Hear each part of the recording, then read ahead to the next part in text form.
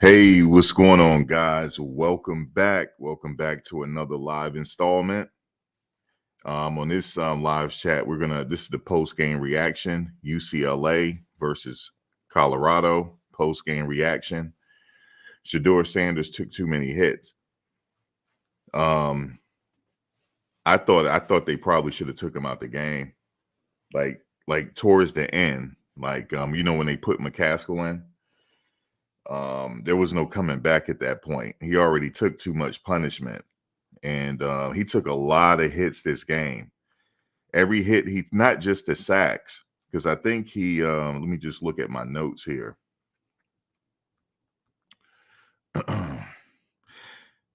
He sacked about 6 times. He hit 18 times. He probably was hit 19 times because the last play of the game, he got hit again. On the very last play of the game, he got hit. And he got hit hard. The very last play of the game, think about that. The very last play. The defensive stats are not out yet, but I'll look at the offense to see what's going on. But early on in the game, I noticed that Isaiah Jota got the start at left tackle. Then they eventually put Tank in. And somebody let me know in the comment section once Coach Prime get to the microphone. Somebody let me know. So Isaiah Jota got the start at left tackle. They eventually put Tank in, number 69. The very first drive of the game, Colorado was able to get 3 points. They weren't able to get the touchdown because Shedeur was he really had to let that ball go because the defensive line, they were on him. Travis Hunter got 2 interceptions in the game. That one interception that they had to look at, that was a really good one. He just had really strong hands and he was able to hold on to it. And they reviewed it and they gave him the interception. So he got 2 on the game. UCLA put a tremendous amount of pressure on Shedeur. I think we knew that already because the defensive line for UCLA is really good. They probably got 1, 2, 3, maybe 4 future pros on that offensive line for UCLA, counting the twins. The twins, yeah, they and to note, they played against Shedeur Sanders in high school. But when I tell you they put a lot of pressure on him, I had said this a few weeks back, just giving my commentary and my objective opinion on things. If you can't protect Shedeur, it's going to be very hard to win. Because when you got Shedeur running for his life, he can't find the open man. And that's what happened tonight.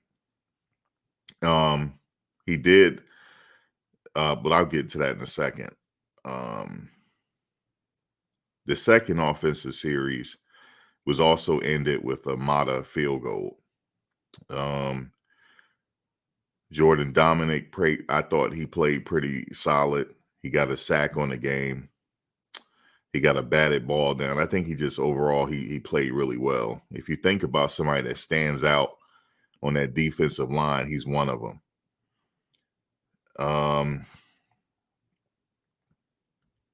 Yeah, they got a penalty with 11 men on the field, which led to a Carson Steele touchdown. Then Shedeur, he took some sacks. He was getting rushed. I mean, that's just what it was for this game. That was a good hit on Shiloh Sanders to Carson Steele to fumble that ball. That was a really good hit. Really good hit by Shiloh. I thought they probably should have kept Mathis in the game. He's a very good route runner, as you can see. They just didn't keep him in the game, but I guess it really didn't matter because Shedeur was running for his life the entire time. Like I said, Travis, he got an interception. He got dinged up there a little bit on a hit on his man. It was accidental. Now Shedeur laid what I call a Ronnie Lott Woo hit on UCLA's tight end, and they called him with targeting, And I don't think it was intentional. I think that's just how he hits. And unfortunately, his helmet met just a little bit in the chin area of the tight end. And they called him with a targeting, and he got kicked out of the game. Now forget how the rules are for the next game. I think he got to sit out a quarter. And then after that, at some point, Carson Steele fumbled from a hit on Roderick Ward. That was a really good hit on Roderick Ward to Carson Steele. Shedeur, like I said again, he got sacked a record number. He got sacked 6 times, but he took a record number of hits, though. It was the hits I was really like the hits I was concerned about. He was really getting hit. When they got close to him, as soon as he let that ball go, they drilled him. And Coach Prime and the rest of the coaches, they're going to have to figure out, because they got 4 games left in the regular season. They got 4 games left in the regular season. They're going to have to figure out how they can protect Shedeur, because if not, I don't see them winning. Not like this. That's just my opinion on it. They got to figure out a better way to protect them. Because if you can't protect them, all the rest of the teams that you're going to play, they're going to do the exact same thing. And they might not have the type of offensive line UCLA has, so that might help. But they got to figure out a way to do a better job in protecting them. And quite frankly, it's too late in the season now. Old habits is hard to break, especially this late in the season. And I think it's too premature for me to talk about what they got to get in the off season, but they're going to have to figure out how to get him some type of protection. If not, he got a long career ahead of him, and he's not going to survive these last 4 games if he keep getting hit like this. He's already limping. Something I wanted to note, though, when Alton McCaskill got in the game, you saw what he did, and he's a big back. He adds extra protection back there.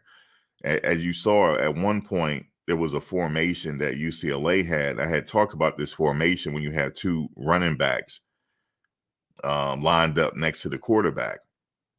I thought that would have added a little protection for Shedeur, because one will run into the flat. Either Dylan or Alton or Hankerson or whatever.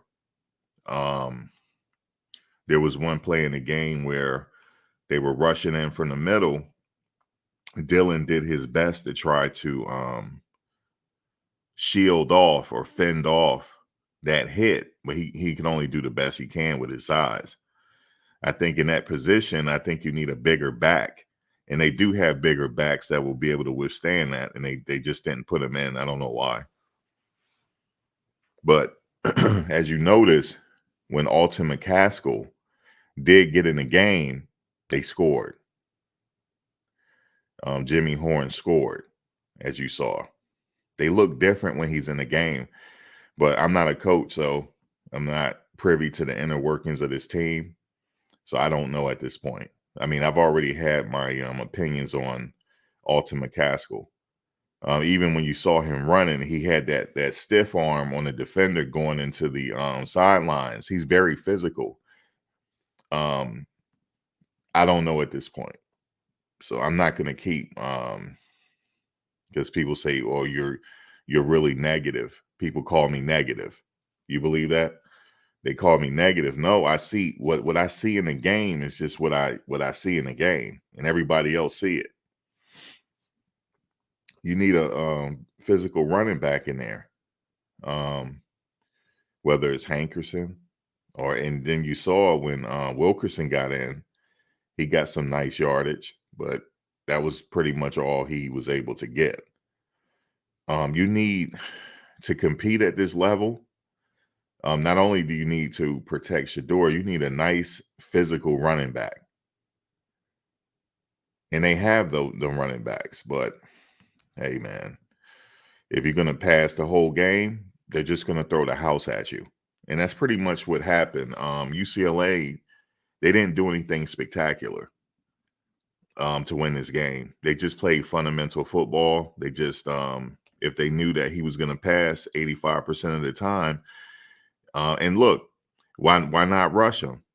They hardly got in a 3-point stance. It was like a track meet for that lineman. And that's pretty much it. They didn't do anything special. It wasn't nothing special that they did in this game. It's just that the Buffaloes cannot protect their quarterback. That's just it. And I'm just telling you what I saw during the game. I'm not being critical here because people say I'm negative, but no, I'm just telling you what I saw in the game. He got hit. Even the announcer said it. They had a stat up. At the time, they said he got hit 17 times. No, he got hit 18. And then I started counting. Once I saw that stat, I started counting. He got hit 18 or 19 times. 6 sacks.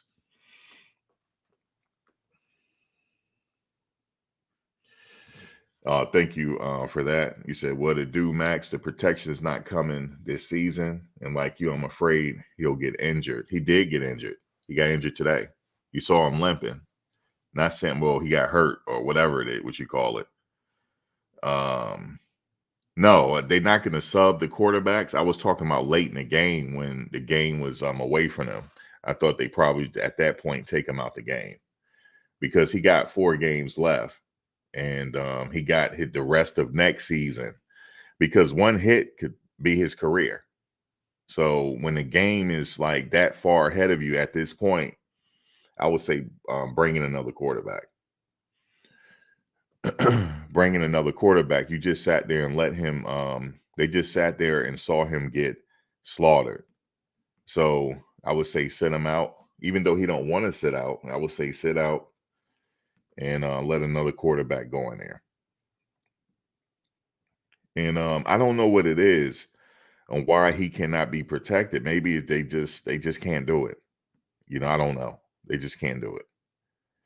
But moving forward, let me just look here and see if the press conference is up.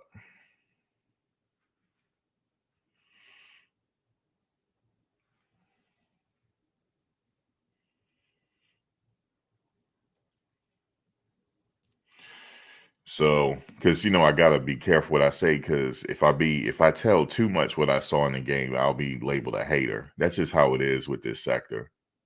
Unfortunately, you're just a hater. I'm not a hater. I'm just telling you what I saw during the game. Everybody saw it. He got slaughtered, and they should have took him out the game. And it's not wrong for me to say that. If it's fourth quarter with 2 minutes left, why is he still in the game? And then guess what? On the last throw that he could make, he got hit again and slammed to. I mean, not slammed to the ground, but he fell to the ground because it was a really big hit. That could have been a hit that could have ended his career. So they got out of there. They're lucky they got out of there with him still walking. So y'all don't think that's negative, right? You guys saw that. I'm just giving my opinion on it.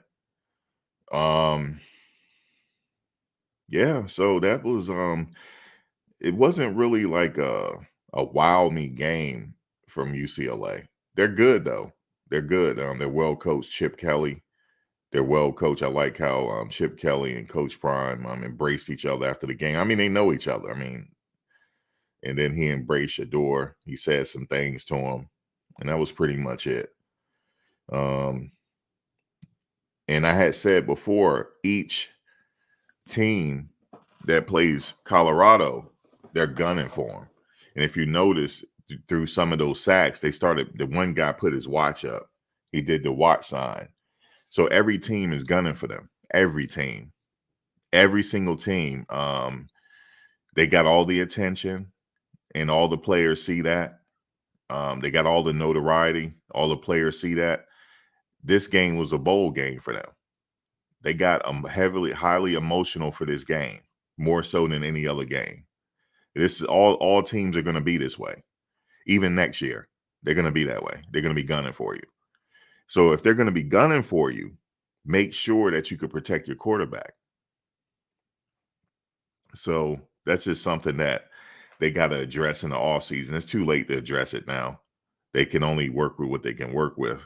At this point, they'll have to address it in the offseason. But here's the issue though that I see in the offseason.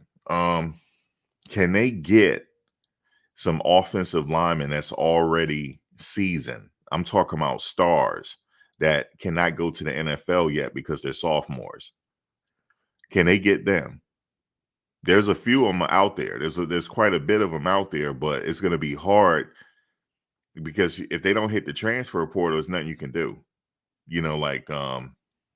My reasoning is give you an example. Bear Alexander, when he he was on the national championship team, Georgia, and he decided to transfer to USC. He wanted to play with Lincoln Riley and Caleb Williams.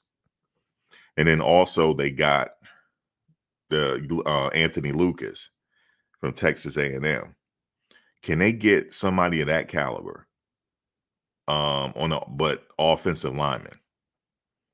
It's going to be hard because they're not leaving their teams unless there's somebody that on a smaller team that is really good. It'll be hard to get him. That person will have to hit the transfer portal. That player will already have to have it in their mind already that they're coming to Boulder. Now, you could find, of course, they're going to find some. They can find them in JUCO. They could find them there. And whoever hit the transfer portal, they'll just have to see if they can get them. But yeah, they definitely have to figure out. They need some beef. They definitely need some layers of protection for Shedeur, because if he has, it's already been proven. If he has time, he can do his thing. But he don't have the time. Today, man, they were only giving him like at least 1 or 2 seconds, if that. They were in his face. So with that, it's just hard to protect him. I mean, if you give him like 2 seconds and you in his face getting ready to lay him on his wallet, I mean, yeah, man, it's crazy, man. I don't wish that on nobody, man. It just, man, but he don't complain though. That's what I like about him. He doesn't complain. All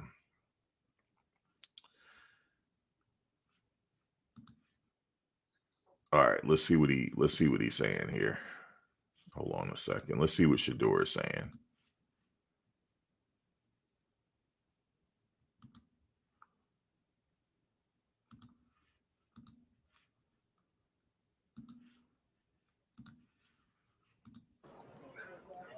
I really can't hear you. What's going on? Sure. What was the issue tonight offensively? Obviously, they've been very good defensively all year, but what was it that you guys couldn't get done offensively against that defense? Well, I gotta go back and watch the film. I can't say off the top of my head because it could be something, but it could be not. I just gotta go back and watch the film and see what the problem was. How frustrating is it when you just don't seem to have much time just to get into your own? Well, it's really frustrating because I need to be able to. I just need to get feedback. Just knowing what's open and what's not, just quickening up my process. So that's all it is. It's not really. I know everybody's doing their best, so it's like it's not really frustrating because if I miss a throw, I wouldn't want, everybody to be that way towards me. So that's how I am the same with everybody else when it's not there. We just wasn't on the same page tonight, I'll say, overall. But we just got to watch the film and get better. You see how much of a class act he is? He won't blame anybody. He won't complain. He just say, I got to go back and look at film and I got to get better. And I just hope they'll be able to protect them and hopefully be able to get out of this season protected. I mean, well, not having to go to the hospital and then figure it out on the off season. But it's not up for him. He's just not a person that's just going to complain. He's not going to do it. And that's good. That's good. That just shows the character that he has. And I'm okay with that. The offensive struggles related to the inability to run the football. Man, I can't say because I didn't watch the film. So you gotta understand. I only see like all quarterbacks know when you're playing a game and whatever side you're reading and stuff like that, and just depends on the play, the progressions and stuff like that. You're not able to see the full picture how you guys are able to see. So that's when you go back on film and understand more in detail what was going on and what was happening. Shedeur, that first drive, he goes 13 plays, 62 yards. Looks like the offense is clicking. And I think the next 8 drives, you have 50 yards total. Did anything change? I know you haven't watched the tape yet, but did you notice anything that changed with their defense or your offense? No, I'll say I just wasn't getting the ball in my hand.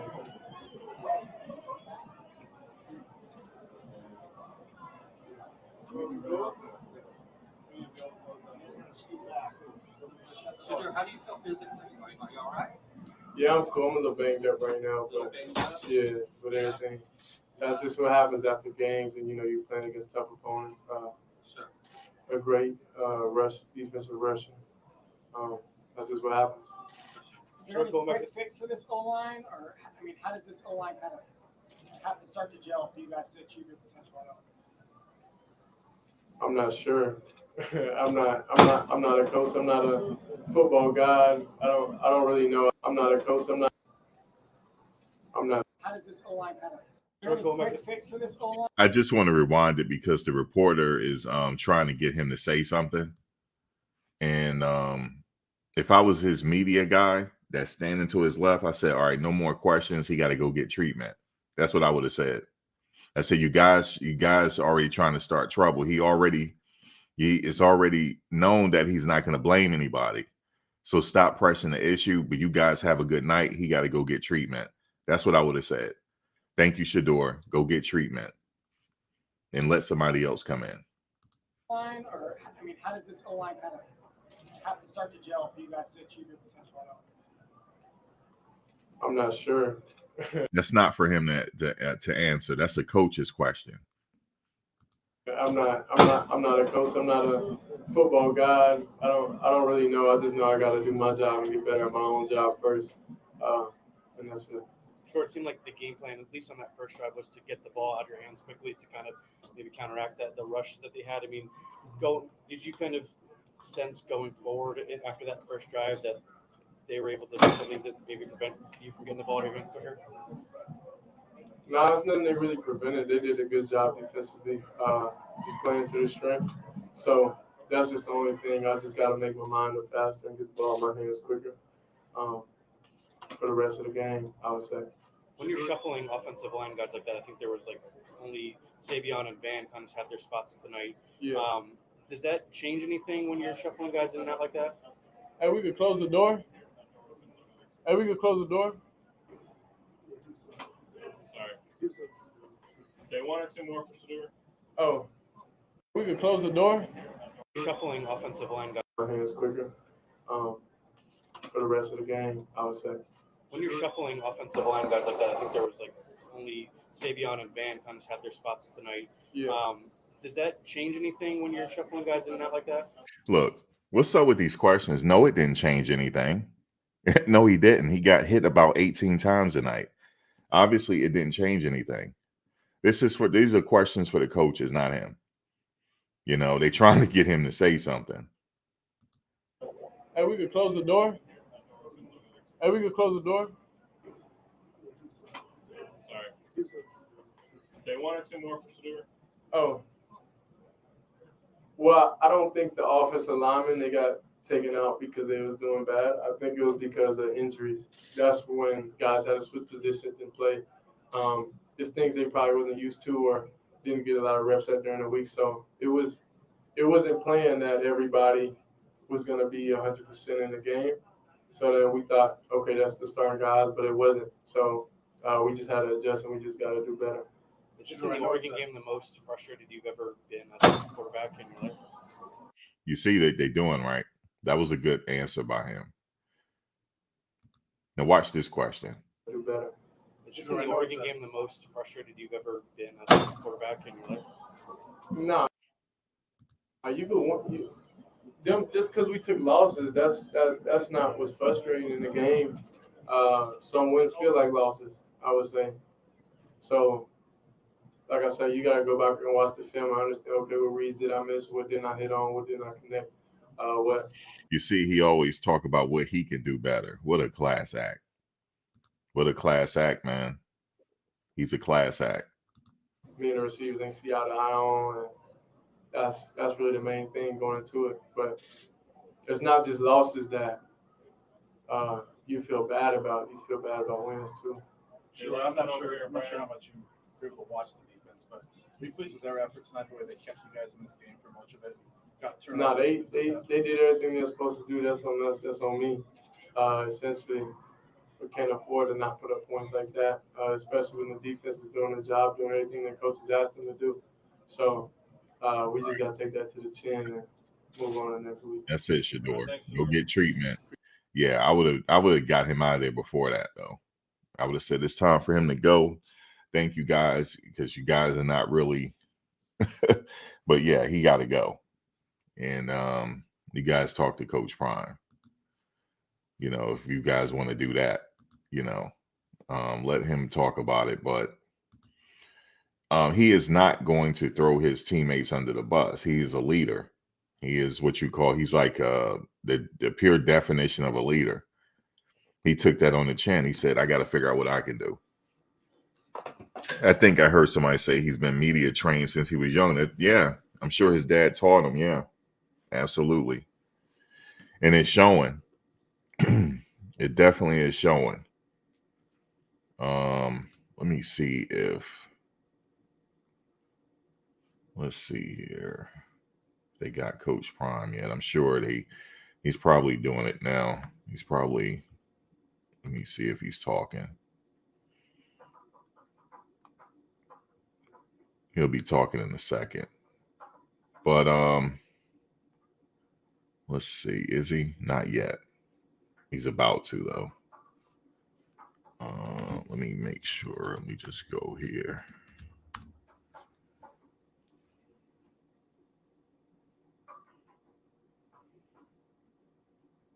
No, not yet. Oh, well, not yet. He'll be talking in a second, I'm sure.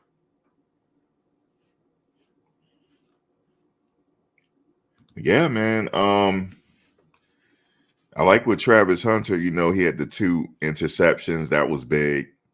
He got banged up there a little bit. The Shiloh targeting situation, I know at halftime, Coach Prime mentioned it. He said, I would like to get this reviewed by the refs again to see if this was really targeting. That was a close one, though. It was close. What do you guys think? Was that targeting or was it close?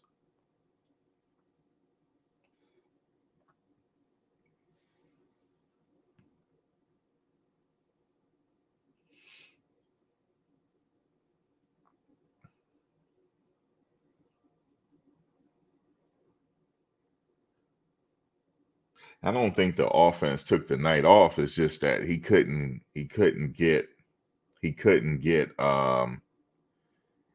couldn't get that ball to where he had to get it.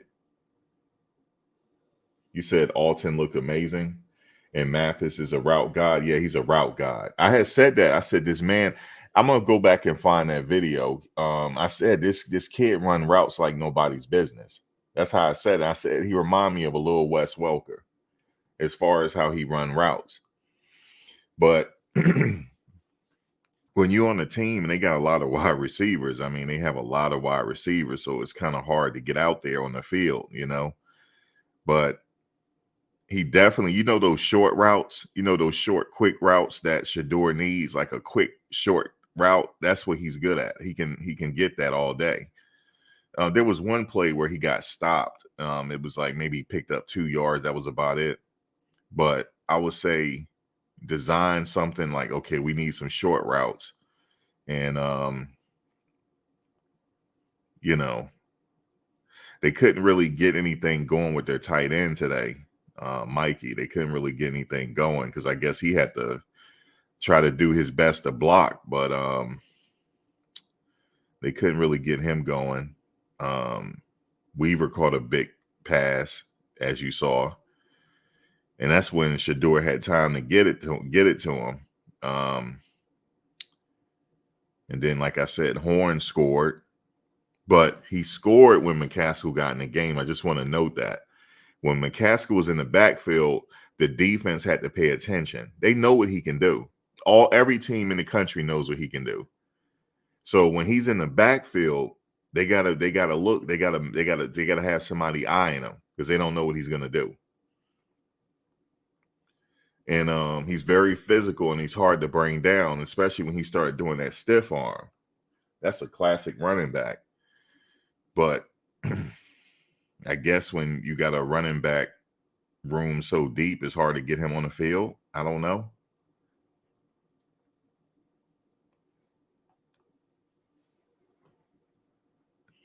What exactly? I don't know what exactly is going on with him because he was on special teams. Also, Smoke was on special teams as well. He was really excited to get in that game too, even though it was late in the game. I kind of felt bad for him. He was really excited to get in the game. He's like, I'm about to show them what I can do. Boop, took him right out. Just like that. But they did score, though, when they threw it to Horn. So, but that set it up, though. Shedeur had time because he had that running back there. They didn't know what he was going to dump it off to him real quick like that. But the game was out of reach at that point. But still, the defense still had to, they didn't want to get embarrassed. So they had to eyeball him. And then Shedeur threw it to Horn. So it's 4 games left in the season. Will they use McCaskill at this point? I don't think so. With four games left in the season, I just don't think they're going to use him. Maybe they feel like he's not ready, even though he plays special teams. I don't know. I'm not, like I said, I'm not privy to the inner workings of this team. Is it film study that he's not doing? This is something I would ask Coach Prime tonight. Is it film study like that he's not doing, or did he have it out with one of the coaches? Like, I really would like to know. I really would like to know at this point. Because everybody in the throw it away. Oh shoot. Everybody in the country know what this man can do.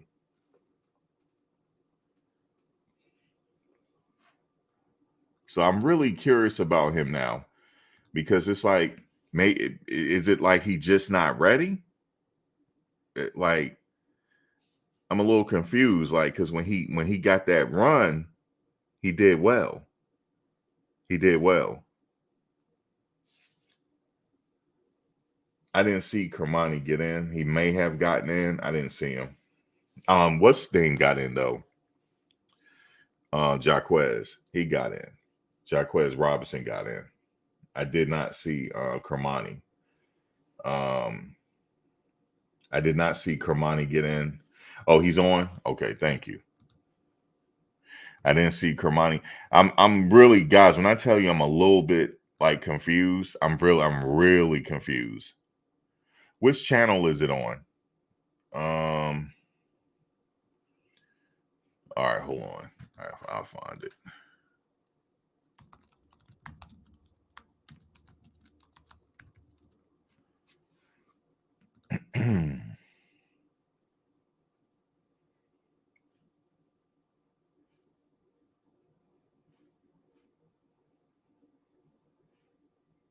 Oh, it was hard for them to move the ball as well. hold on. And when we're getting negative yards on first down, that's a tremendous here we loss. go. Because now you know you're going to throw the ball on second down, and they're calling their defenses pertaining to that loss. And what's up with the big picture? You go get new linemen. What's up with the sound? I'm gonna paint it perfectly. Travis is Travis. I keep telling you. Damn, this sound is off. Let me find another one.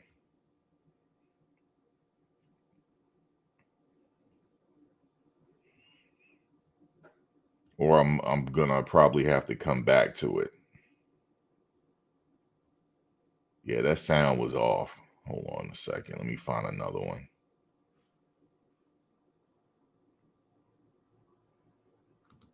And so he was prepared You and ready see? today, and he gave you a Travis Hunter performance.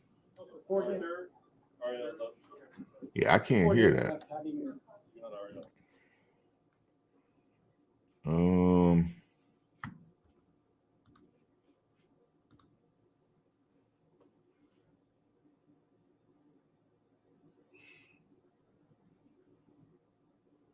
you said it sounds good. Did y'all hear that, or was it me?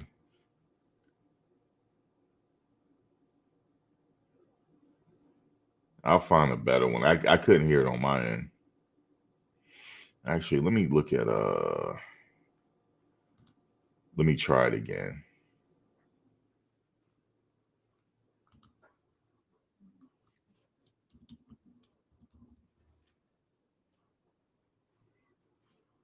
Oh, let me look at my settings. Hold on a second.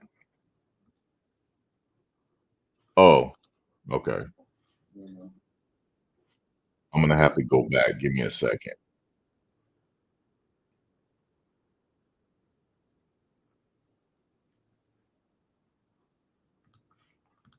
I'm just okay. Yeah, it was on my end. My bad.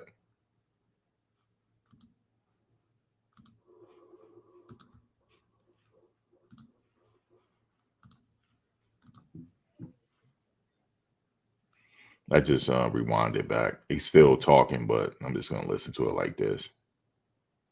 Oh, glad to see we have space. How's everyone doing? Ladies and gentlemen, this is a low sin seat. First and foremost, great game by the UCLA Bruins. I adore their head coach tremendously. Have a tremendous amount of respect for him. He's a great coach. I'm glad we finally got our contest over so I could call him and get advice from time to time. We discussed that before the game and after the game. He's one of the real ones. He's one of the good ones, and he knows what he's doing. So I could glean a lot from him. Today we played our butts off. I feel like I'm proud of the kids. I really am proud of these young men. They hung in there as long as they could. Offensively, we got to improve. You see that. Quarterback is taking his beating. We got an injection at halftime. Probably shouldn't tell you that, but you know I'm 100. And just to block some of the pain. Damn, you heard that?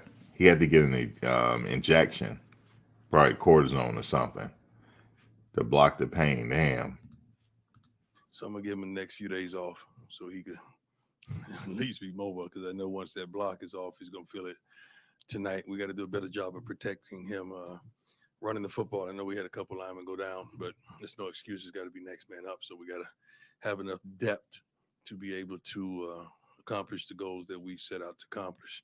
Special teams, Mata was terrific. Mata was unbelievable. That is who he is. So that's a highlight of the special teams, and they covered tremendously well as well. Defensively, we fought our butts off. We made some key mistakes. Once Shiloh went out, he's one of the main communicators on the back end. That was a tremendous blow for us because he's one of the leaders on the backside of the defense, and he's the enforcer. He's the dog back there. And I don't complain about official calls, but because those guys have the toughest job in the country to me, because the game is going so fast, and they have to make a call, even though they have a opportunity for instant replay. But the catch on the sideline and the targeting for Shiloh, I'm still questioning those things. But if it is what it is, I think they had a tremendous bearing on the outcome of the game, because when you lose a safety of that caliber, who's the quarterback of the defense, that's a tremendous blow. And that play on the sideline, I think it was a third down, would have been off the field as well. So we got to do a lot better, not only offensively, defensively, as well as coaching the game. And I'll take the full responsibility for that. I got to address those issues that we're having as well. Let's go. Okay, first one, Brian. Hey, Coach. Obviously, it wasn't just tonight. I know the offensive line has had kind of an up and down year. You had some new guys in there tonight. What's going on that you guys just haven't been able to figure that side or that area of the ball out? Depth, not only depth, killer instinct, want, desire, will, athleticism, The hardest thing to acquire is linemen. So when people have a good one, you rarely see linemen jump and go to different schools. I think we have.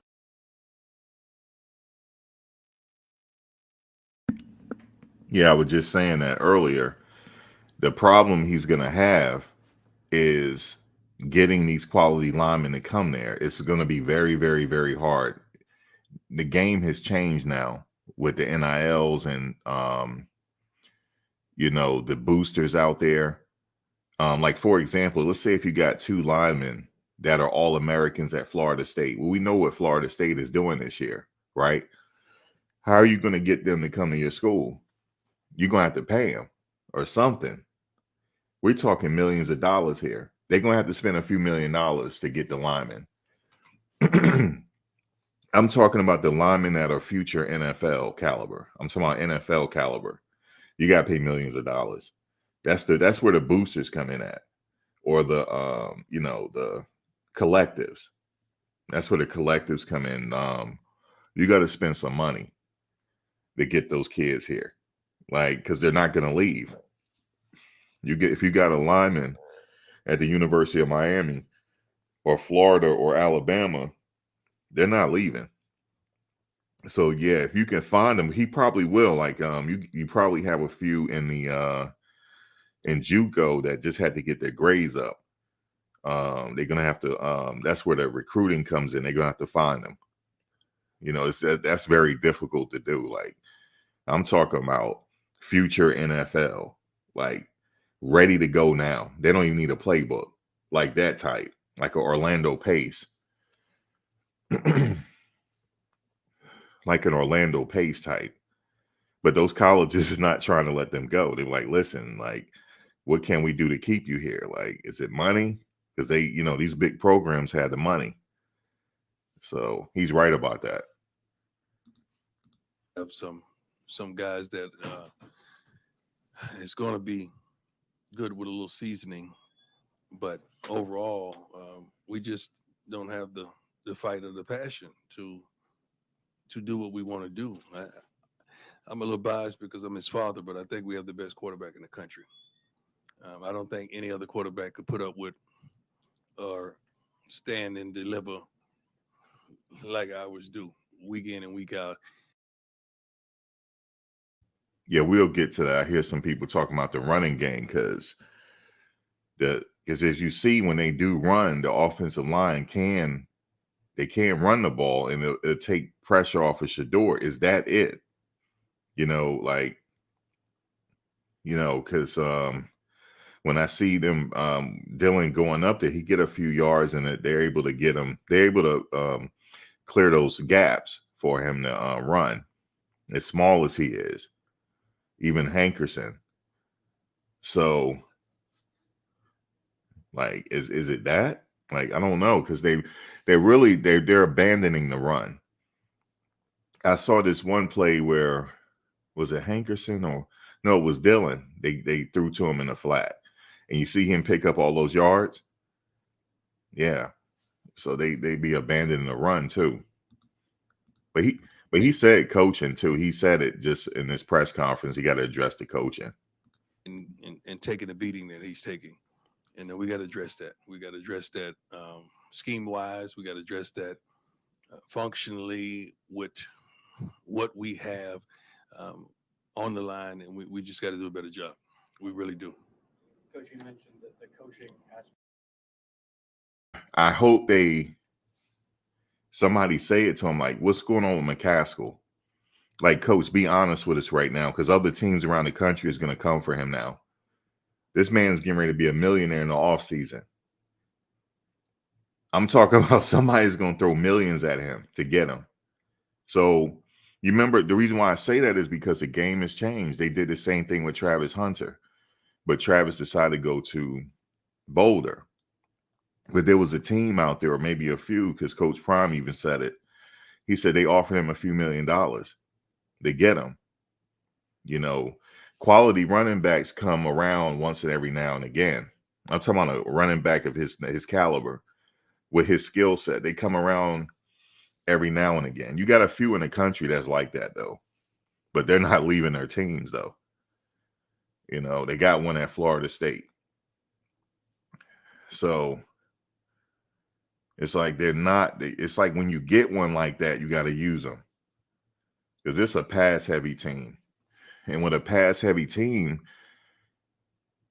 with a pass-heavy team like this, with a defensive line like UCLA, they're just going to throw the house at you. It's simple. The offensive line cannot block everybody. You know, it's like I said, they ain't do nothing special. They just threw the house at them. And they're very skilled, and they got to them. So Of it as well. Yes, sir. Specifically with the offensive line, I mean, what has to improve in that aspect besides from The line has to improve. It ain't. all right, he's answering our questions, but I gotta keep pausing every now and then, or they'll ding me because I got to give my commentary. He said it. It's the line. He just said it. It's the line. It's not the running. It's the line. Even though we know that these running backs can run, they can. They have a running game, you know. But he said it. He just said it right there. That's the head coach. He said it's the line. So there we go. Let's see. Hours do week in and week out, and taking the beating that he's taking, and then we got to address that. We got to address that scheme wise. We got to address that functionally with what we have on the line, and we just got to do a better job. We really do. Coach, you mentioned the coaching aspect of it as well. Yes, sir. Specifically with the offensive line, I mean, what has to improve in that aspect besides from The line has to improve. It ain't no aspect. The line has to improve. Pass balance a lot. Yeah. I think it was up until that last drive, he had maybe 7 carries with running backs, compared to like 34 passes. Yeah. How much of that is a struggle for you guys right now? Well, it's a struggle to run the ball. It's a struggle to run the ball, and we got to figure that out, because now He also answered he's answering everything, so there's no speculation now. He said there's a struggle to run the ball. He just said it. And when I just saw McCaskill get in there, everybody saw what he just did. Everybody saw it. Now, you can make the argument that UCLA took out their star players, because they did. They didn't have their star players in the game when he came in the game. They only had maybe one in there, 1 or 2. But he still was able to break free and get some positive yards. Also, Hankerson as well. Also, Dillon as well in the flat. When Shedeur threw to him in the flat, he took off and picked up he picked up the first down. But he's saying they have a problem with running. So, yeah, the Twins were gone. The Twins were gone, and also the guy in back of the Twins in this picture, he was gone too. When McCaskill was in the game. But when they were in the game, Hankerson did pick up about 5 yards, 6 or 7 yards. You got to play this a game of inches. This is 10 yards at a time. It's a game of inches, and you play it 10 yards at a time. So and then if there's the deep ball, if he has it, throw it. Or pick up those short routes like what Caleb was doing. You could do that as well. So I know it's easier said than done, right? now you're one-dimensional, and it's easy to stop a team when they're one-dimensional, and that's who we are at this point in time. Could follow up on that? Being able to commit to that, you talked about one. Commit to what? Running the ball. Could that help? I think we committed to it on a first down, and we was 2nd and 15. Those are the type of things you don't want to do and get behind the 8 ball. First downs are so vital. First downs are everything. I mean, first downs are, when we held them statistically on first downs, it was hard for them to move the ball as well. And when we're getting negative yards. Wait, let me go back to the question. I don't know if that was it. Hold on. Let me go back. He said something about committing to the running game. Well, it's a struggle to run the ball. It's Hold a on, struggle let me to go run back. the ball. Overall, we just don't have the fight or the passion to do what we want to do.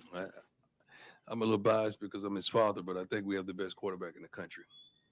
I don't think any other quarterback could put up with or stand and deliver like ours do week in and week out and taking the beating that he's taking.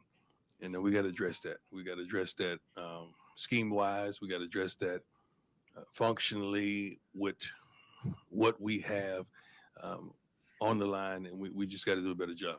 We really do. Coach, you mentioned the coaching aspect of it as well. Yes, sir. Specifically with the offensive line, I mean, what has to improve in that aspect besides from The line has to improve. It ain't no aspect. The line has to improve.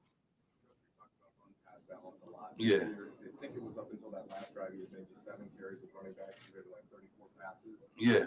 How much of that is a struggle for you guys right now? Well, it's a struggle to run the ball. It's a struggle to run the ball, and we got to figure that out because now you're one dimensional, and it's easy to stop a team when they're one dimensional, and that's who we are at this point in time. Being able to commit to that, you talked about one. Commit to what? Running the ball. Could that All right, he's talking about committing. I thought he said that. He's talking about committing to running the ball. Let's hear what he say. I think we committed to it on a first down, and we was 2nd and 15. Those are the type of things you don't want to do and get behind the 8 ball. First downs are so vital. First downs are everything. I mean, first downs are when we held them statistically on first downs, it was hard for them to move the ball as well. And when we're getting negative yards on first down, that's a tremendous loss because now you know you're going to throw the ball. All right, now that he's talking about committing to running the ball. Every now and then you are going to get negative yards, but you got to let that engine heat up. You got to let McCaskill heat it up. You got to let Hankerson heat it up. Sometimes people need time to get that groove. They're not allowing these running backs to get in a groove. Yeah, they are going to get negative yards every now and then. I remember one time Adrian Peterson, this was a while ago, he got hit. It was like a negative whatever yards. He got hit, right? And then he got hit again for a negative yard. Then he ran it back for like 80 yards. He ran it for, that's committing to the run. If you believe in your running backs, right? And you know what your running backs can do, you gotta commit to it. I think their mentality is one-dimensional.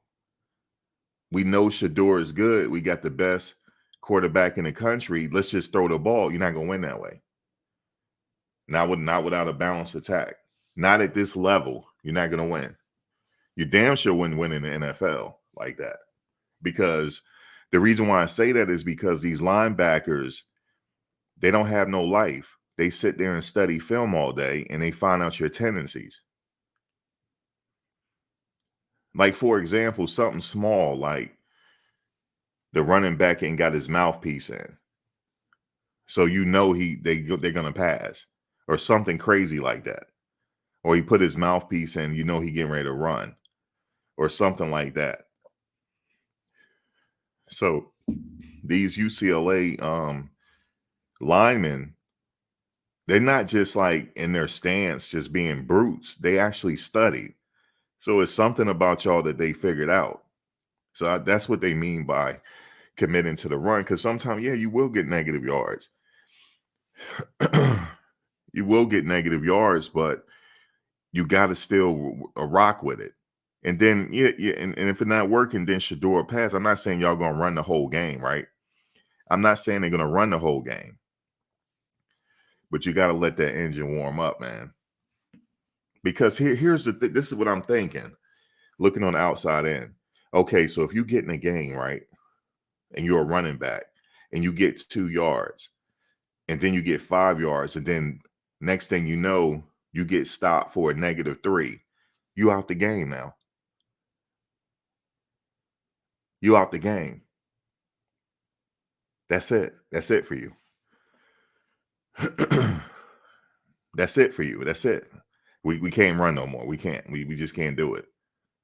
That's what it seemed like. Second down, and they're calling their defenses pertaining to that loss. But here's the thing, though. Coach Prime is not calling the plays, right? It's the offensive coordinator.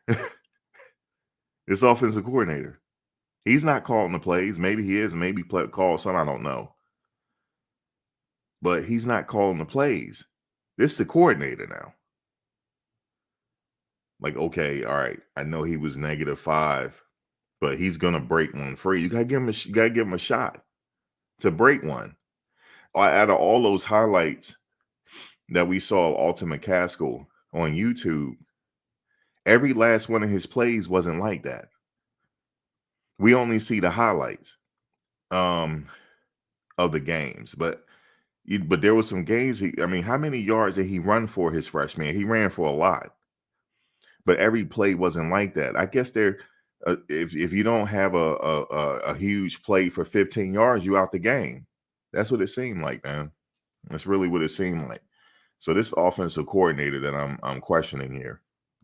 Just ask that in terms of the big picture, trying to keep Shedeur upright, healthy. The big picture, you go get new linemen. That's the picture. I'm gonna paint it perfectly. All right. Well, if you're gonna get the linemen, y'all got to be prepared to spend millions. Y'all got to be prepared to spend some money now to go get these linemen. Like, look, big fella. I know you at Alabama. I know you at Georgia or wherever. We need you to come up here. That's gonna be hard to get. Travis is Travis. I keep telling you that he's the one kid, not the one. It's multiple kids I don't concern myself about their play and their attitude. Travis is going to bounce back. And I know he's going to bounce back. You know, he was coming off of injury and he was taking the offensive side of the ball a lot more serious than he was taking the defensive side of the ball when he first came back. And he just had to, reset because he didn't go home on the break. He stayed, worked out, trained, and got his feet up under him and watched film intently and studied the little things. So he was prepared and ready today. And he gave you a Travis Hunter performance. 4 games left. How do you? Regardless of whether or not you agree with the call or not, what did you say to Shiloh when you were walking off? That he guys that keep it low. Just keep it low. If you keep it low, it's no question. I believe that he was not in fault because he turned his shoulder all the way around. He always does. He knows how to hit. And I told him I'm proud of it. He was having a heck of a game. He was being dominant on the defensive side of the ball, and I was proud of him. I'm sorry this transpired, but I'm proud of his effort. I don't ask my kids to be the best on the field. I ask them to give their best. Yeah, it sucked that he went out the game. It sucked. That hurt. And he gave us his best. Coach, you talked about growing your talent and building this program. Mm-hmm. There's a lot of great talent in Los Angeles, a hotbed of talent. There's a lot of hotbed of talent everywhere. But how much are you paying attention to this area? I pay attention to all areas. I pay attention to all kids. I don't just target one area, although I love Florida. Y'all know that. I'm from Florida, and I like Florida dogs because that's where I come from. But it's hotbeds everywhere. But, you have a plethora of people, teams looking and seeking those kids as well. Everybody knows we ain't hard to find. Yes, sir. You're next. Is it being somewhere specific, or is it kind of all around? I don't know. He's hurting. He's hurting everywhere. Trust me. 4 games left, trying to get bowl eligible. What's the message? Say that again. With 4 games left, trying to get bowl eligible, 2 more wins. I don't give a damn about no bowl. We're trying to win, period. Like, we're not saying, oh, we got to go to bowl. We're trying to win. We're trying to win, period. And I think we proved that. First half, the second half, I know we came back and gave it up explosions as soon as the second half commenced, but the young men played a heck of a game. They really did. They played the butts off. Like a lot of the mistakes we made, we know we can do better than that. And they forced them, but we made tremendous mistakes defensively. I'm not going to talk about the offense. We made tremendous mistakes defensively that enabled them to do what they did. But overall, I think there was an improvement. What were we penalties-wise? You know what this sound like? Because he's giving the players praise. He said, I'm proud of my boys. They hung in there. He's going to get on the coaches now. That's what this sound like. That's what this sound like. Yeah. That's what, there's a reason why your offense couldn't get started. Like I said, he's not like, he's not the play caller here. he put that in the hands of the coordinator. And I mean, do y'all have your best running back on the field? I don't think so. I don't. I just don't. Not what he did in his freshman year. If he feels like he's 100%, you got to give the man a shot. You got to. And you got to stick to it. Let that man warm up. I know it's like that because he was so happy just to get on the field. I saw him smiling, jumping. Like his battery was charged. Oh, man. Coach he got a lot of work to do, man. He the head coach. He got to get on the coaches, all that type of stuff. How many penalties? 7 for 60. It's a tremendous improvement from last game. I mean, we harped on that all week long, so I think we made tremendous strides in that aspect. Thank you. Real quickly, after he was a Colorado State game, you said there were a lot of people, that were happy that this was happening. I think there's some people that are happy that you're winning and you're succeeding. Well, thank you. I appreciate it. Tactical question. Mm-hmm. When you pulled it within 13 at the end of the game, is there any reason why you didn't go for 2 to come within 11? Well, you don't really go for 2 until you have to. So it wasn't. Yeah, once you get to that, when you get to that point, you do what you have to do. But until you get to that, you don't take those chances at all whatsoever. Yes, sir. It got to be frustrating for him, man. That's why I noticed. I think they had talked to Terrell Owens about coaching. He's like, I can't do it. I can't do it. Just imagine how frustrating it is. He know how to win, but he's watching it take place. Like okay, what's up with this call here? Why are we going with this? Do we got anything else in our bag? Man. Talk about improving the program. Yes, sir. About the mistakes. What are the differences versus coaching versus teaching these young men? At what point? Well, we're always coaching and we're always teaching. I mean, that's what we do. And every game teaches a tremendous lesson. Every day of life teaches a tremendous lesson. So I think they're learning at a fast pace because unlike many other first-year coach-led teams, there's a tremendous expectation for us. And we would love to meet those expectations. I think we were close. I mean, we did some wonderful things. You could see what we have and what we're building, and you can see the need. So just like recruits, you don't think they're watching TV and they see the needs that we have. It's very easy to understand this is what we need. Yeah, they're watching. They're definitely watching. I'm like, what kind of bag y'all offering though? Like what y'all collectives looking like? What's up, coach? I know you ain't hard to find, but I might be the Louis bag you're looking for, but I need my pockets greased a little bit. That ain't for him. That's for the collectives and stuff. And this is the type of quarterback that we have. So I'm happy with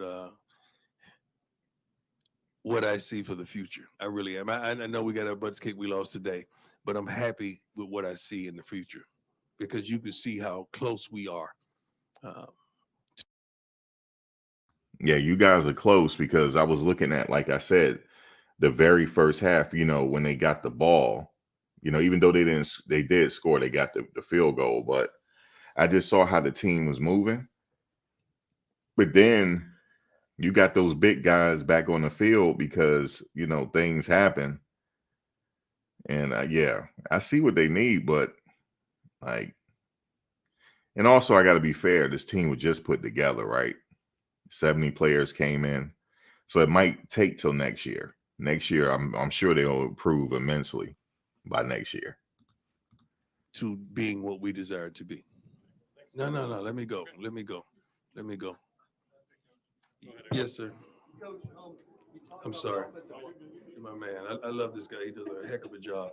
No, I'm dead serious. You do a heck of a job every week, man. I'm proud of you. Curtis is the best. Yeah. Your offensive line again. We talked about how poorly they played today in the offense in general. What can be done at this point of the season formation-wise, playing with 6 linemen? operationally what you guys can add at this point of the season, or Well, what it is? we can all say what coulda, shoulda, and woulda been. We do, but there's a defense over there that's studying and preparing for us each week, and they have these type of weapons. You got to still understand we played against one of the best defenses in the Pac-12 and in the country today, and we came out and went right down the field, and we didn't get 6, we got 3, and we came back and got another 3. So we showed some things that we could do. The consistency that just isn't there at this point because of the lack of talent at certain positions. Yes, ma'am. Can you just talk about just how well Shedeur's been doing as a quarterback? Well, I can't sit up here and elaborate on how well. Statistically, you can see how well he's doing. I don't know who else that they have in these hires and how he's been balancing or running that takes the abuse that he takes and get back up. I don't know if any of these guys could stand and deliver every week like he does with the same stress, the same stress that he delivers from. So I'm proud of him, not just as a father, but as a coach. I'm proud of his strides and what he's doing and what he's seeing. For Travis, probably the conditioning part, but Travis never tires. The conditioning part and the physicality of it. Look at a positive tonight. Mhm. You guys have not been forcing turnovers the last 2 games. You get Right. more of them tonight. How big was that step for this defense to start doing some of those things? Well, it's tremendous. You got to understand. Somebody said I'm not as critical as Coach Kelly because I hear the calls going in there. I know what the guy's supposed to do, and I know when he makes a call, that guy's supposed to do that, and sometimes that does not happen.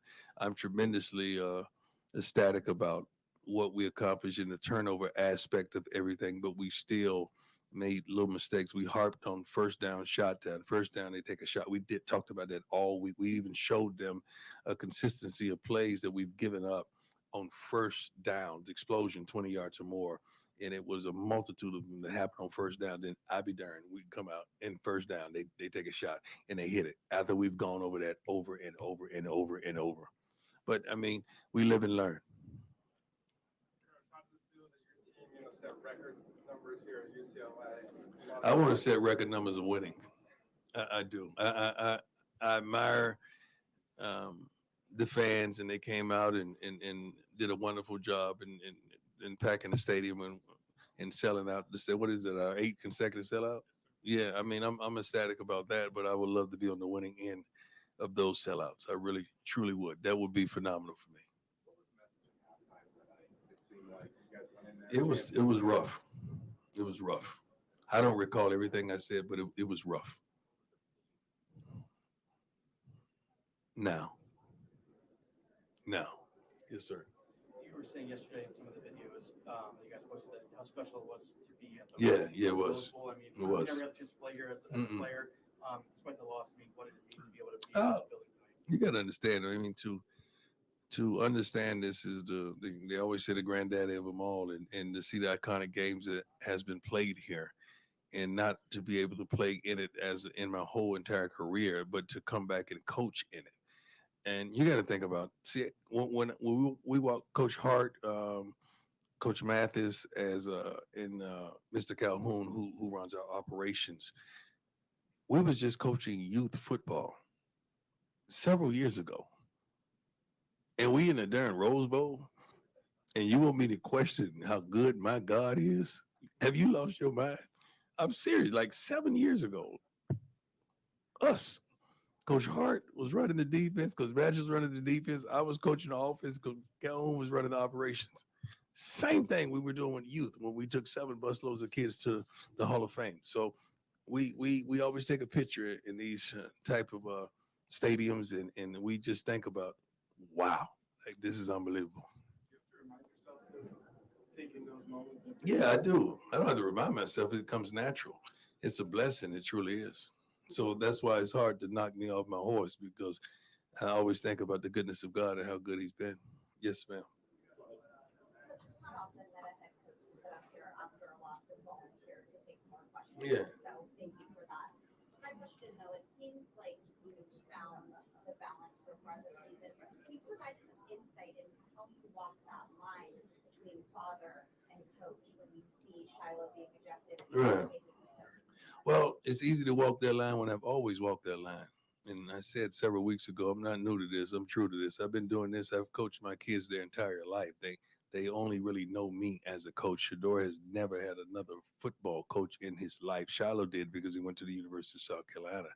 But I've raised them and coached them their whole life. So it's easy for me to switch hats instantaneously, but to understand who they are as an athlete as well. And I don't baby them. I don't sugarcoat nothing. I tell them 100, and I treat them as such. Unless I'm hugging them or kissing them on the jaw, you would never know which one of these kids are my sons.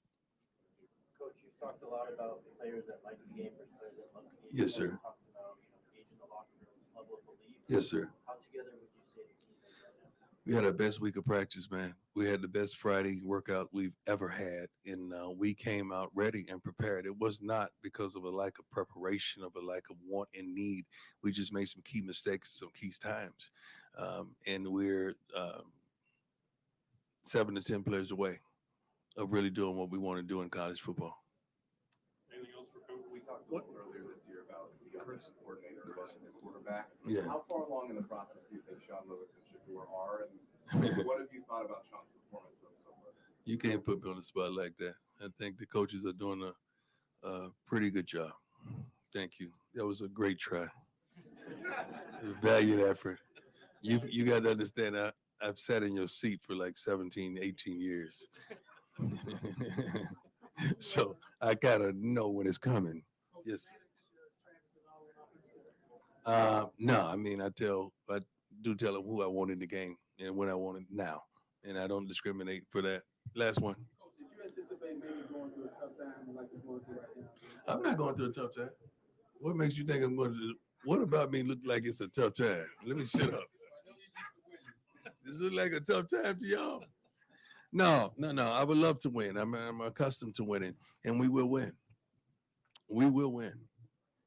Just put your seatbelt on and hold on. We will win. If you got to see what could possibly happen with the team that we have. I mean, shoot, we really only got our butts kicked once, and that was in Oregon. We got our butts kicked. It wasn't no winning that. Anything, all the other games, you could see how we could have won those games. We could have done that. So that's called hope in our book, and I'm thankful and happy for that. I appreciate you all. God bless you. I want you to have a safe trip home wherever you're going, wherever you're headed, and let's wake up and smile tomorrow and bless the one. Thank you. God bless.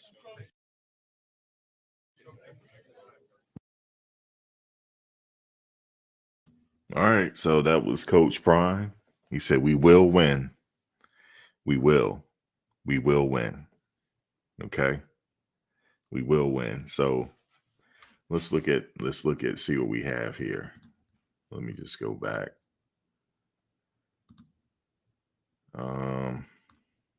Okay, so the Bruins. All right, let me just go back. Let me look here. All right, so finish UCLA. That's in the books. Next is number 11, Oregon State. As of right now, they're number 11. I know the polls come out again, Tuesday or Wednesday? But right now, they're number 11. So they got to play Oregon State. That is a home game. That's going to be a really late game. That starts 10 p.m. Eastern Standard Time, November 4th. That's a home game. That's homecoming for the Buffaloes. And then after that, they have Arizona and Washington State and Utah. That's a really tough schedule for the last 4 games. This is overall, it was a just tough schedule. You know, now that I'm looking at it, just all of it was tough. All of it. Because all the teams bring their A games. You know, and UCLA, they did not disappoint with that defense. No, they did not. Especially that defensive line. I didn't realize they had twins on the team. I'm like, man. Yeah, they did not disappoint, man. That line did not disappoint. I'm like, damn, do they even get in that 3-point stance? Or they just line up like that? Man. Oh, they got Arizona State. You said they finna smash them. Hey, man, every game is winnable, but they got to figure out how they can keep Shedeur from getting injections. He said that kid had an injection at halftime. He had to get an injection to continue to play. I thought they should have took him out, right around that time where it was like, what, 3 minutes to what was it, like 2-3 minutes ago? They should have took him out. Like 2 minutes ago, come on. Like put somebody else in, I would think. That's just me. I would like to see him finish the season and going into next season.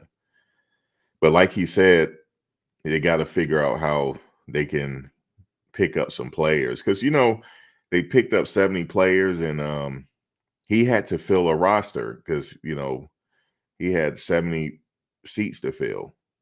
So he had to go out there and fill them seats up and then get them in training.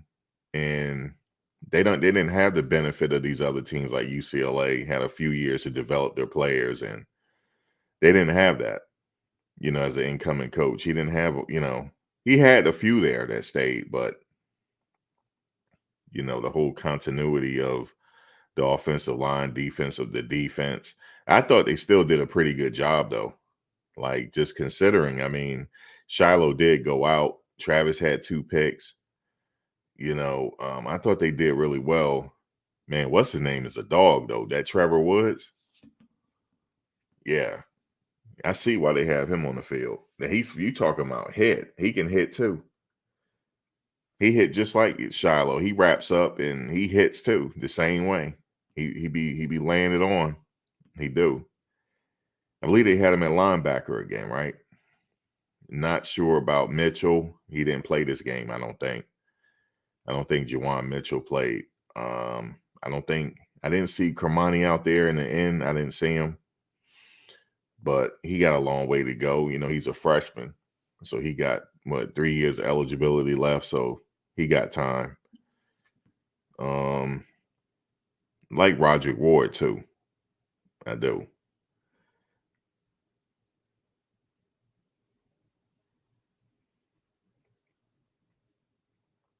Yeah, you said 4 turnovers. You talking about the 2 interceptions and then the fumbles, the 2 fumbles. That's what you're talking about on the running back.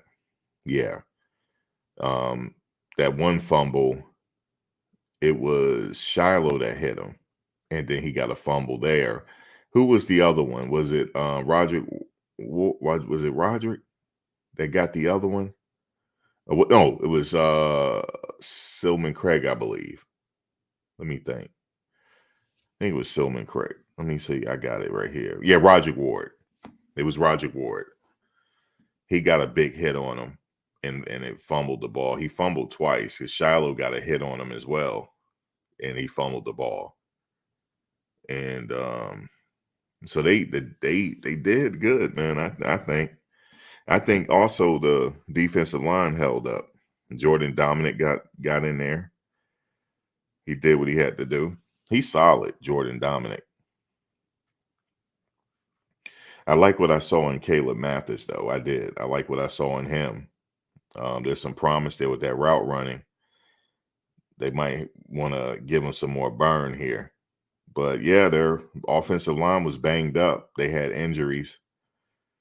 So I think they said he had Jack Welty out there. Isaiah Jota got in the game at left tackle for a bit. And then Tank came back in. And it was this one play where Savion Washington got rolled up on. And I was I don't know if y'all saw that. A player rolled on the back of his leg and he got up kind of hobbling a little bit. I was like, damn. But he kept playing the game though. He shook it off. That was a scary moment right there. The player rolled on his legs, but he got up hobbling a little bit, but he stayed in the game though. Then, like I said, Travis, he got hit. His own man hit him. It was accidental. And he had to come out. The doctor was looking at him. So I was like, damn, Travis. But he was all right. Yeah, Ward caused the fumble on that hit on the running back. So yeah, that was a really big, nice hit on Carson Steele. But did you see how Travis jumped that route and intercepted? That was nice. That was nice. That was nice. Let me look at the stats. Hopefully they got the defensive stats up. Let's look at they got the defensive stats up. All right, so oh my God, y'all ain't gonna believe. Alton McCaskill, this can't be right. This can't be right. Okay, well, I'm gonna read it. All right, so let's go for Shedeur first. He 217 yards, 1 touchdown, 27 for 43. The rushing, Alton McCaskill was the leading rusher. I'm not kidding, y'all. He was the leading rusher. He had 2 carries for 14 yards.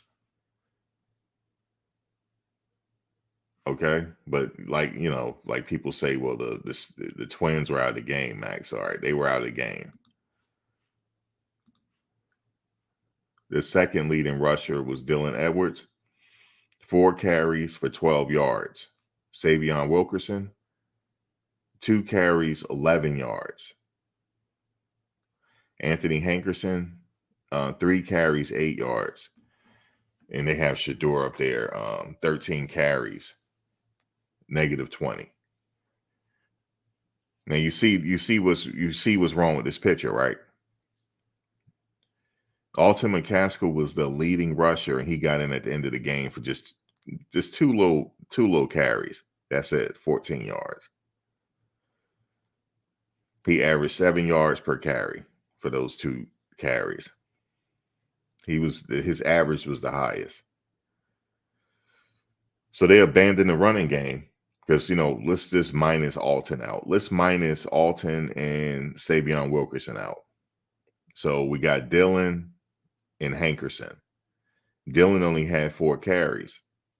Hankerson only had 3. So they abandoned the run. They were pass heavy the whole game. That's why they lost. I mean, when they throw the house at you, right? The offensive line ain't going to be able to hold up everybody. So the receiving, Xavier Weaver, 5 receptions for 86 yards. Jimmy Horn had 6 receptions for 35 yards, 1 touchdown. He was the only receiver to score a touchdown. Anthony Hankerson, 3 receptions for 25 yards. Javon Antonio, 2 receptions for 18 yards. Caleb Mathis, 4 receptions for 15 yards. And, the rest. Travis, 3 receptions for 7 yards. So what that telling me is Shedeur just couldn't get it to him. He would just because he had a lot of throwaways. You remember that one where they tried to call him for grounding, and then they went and they reviewed the play. Remember that? And they still ruled that he was grounding. That was a horrible call by the refs. That was horrible because he got hit. They just didn't they didn't see it, but then if you go look at it, it's obvious that he got hit, but they didn't. Whatever. So let's look at the defense. So Trevor Woods was leading all tackles with 9, and he had 3 assists. Levonta Bentley, 6 tackles, 2 assists, 1 sack. Jordan Dominic, 5 tackles, 4 assists, 2 sacks. So he's a bright spot on that defensive line, Jordan Dominic. Roderick Ward, 4 tackles, 2 assists. Cameron Silman Craig, 4 tackles, no assists. Shiloh, he had 4 tackles. He would have been up there, but he got kicked out of the game. So he got 4 tackles. Amari McNeil, 3 tackles, 2 assists. Jaden Milliner Jones, 3 tackles. That was all on special teams. He had a really good day on special teams. Jaden Milliner Jones, he did. Devion Harris, or Deve Harris, 2 tackles, 4 assists. Travis Hunter, he had 2 tackles, 2 assists with 2 interceptions. We already talked about that. Derek McClendon, the second, he had 2 tackles, 1 assist. Shane Cokes had 1 tackle, 3 assists. Chaz Wallace, 1 tackle, 1 assist. J.J. Hawkins, 1 tackle, 1 assist. Omarion Cooper, 1 tackle. Breedlove, 1 tackle. Jaquez, 1 tackle. Jalen Ellis, 1 tackle. That was on special teams. I saw that. I saw that tackle. Jalen Ellis. And to note, Jalen Ellis is a wide receiver, but he's on special teams. He had 1 tackle. Miles Slusher, 1 tackle, and that's it.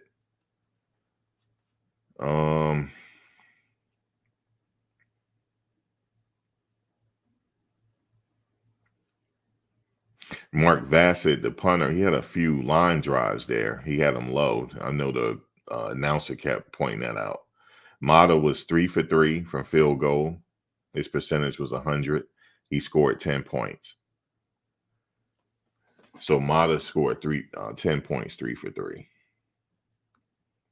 Let me see.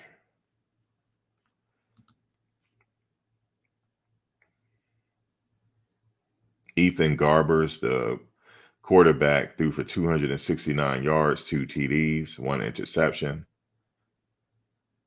And let's see, they're rushing. TJ Harden, 20 carries, 78 yards.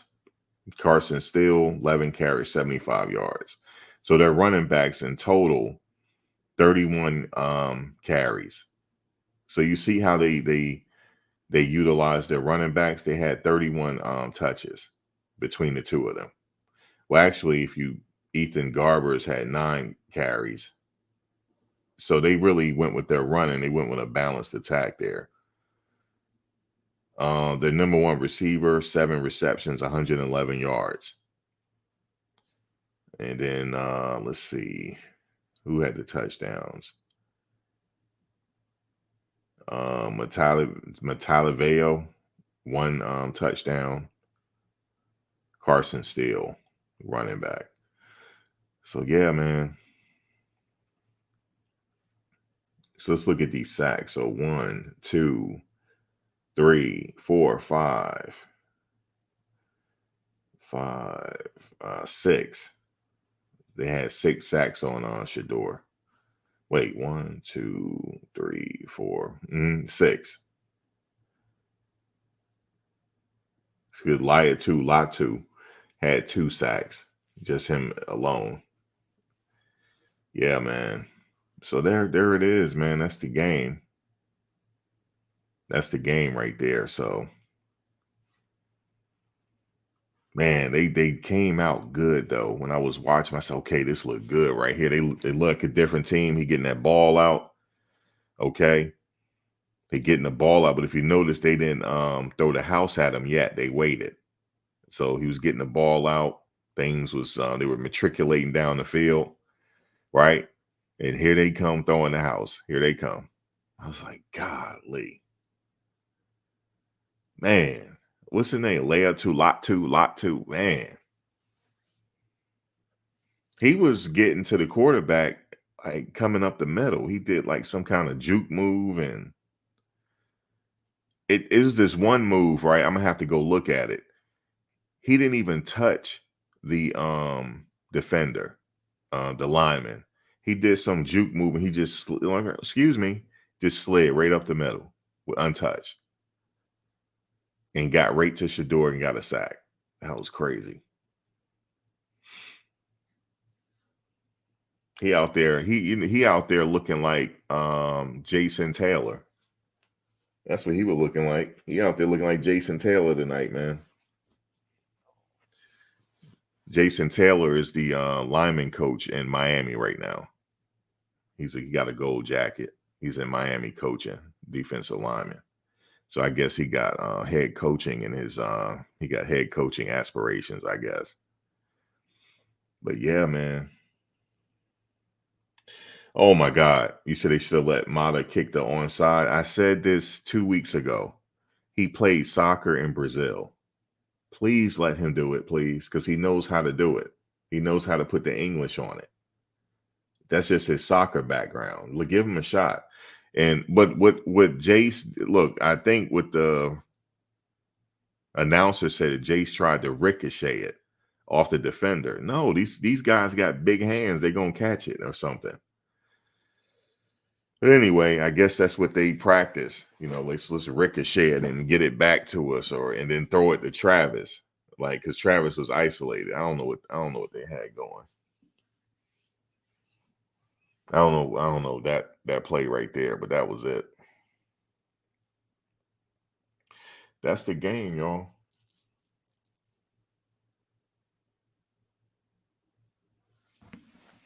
Running the ball, Will, right.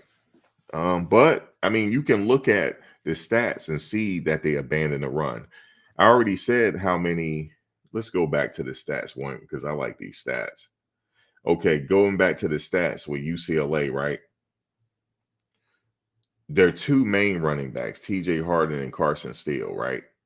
They kind of gave TJ Harden more touches because Carson Steele had those two fumbles, even though I think Carson Steele is like their running back. And they use them both interchangeably, but TJ Harden had more carries because of those fumbles on Carson Steele. But them alone, you tally up their touches, it was 31. That's enough to get started. That's enough right there. So they had 31 amongst the two of them. Now, if you go to Colorado, let's just minus out Alton McCaskill because they're not using them. But they are using, they occasionally use Savion Wilkerson, right? So let's just add him into it. 9 touches amongst the three of them total. They only had 9 touches. That's not enough to get them started. Now I understand that they'll have some minus yards, like they'll get stopped, but maybe the next 3 plays down the road, that might not happen. You just got to give them a shot. Okay, if it's not working with Dylan, put Hankerson in because he's been solid. We'll see what Savion can do because he had 2 carries for 11 yards. But here's what's interesting: even though the twins and Latu was out, Alton had 2 carries for 14 yards.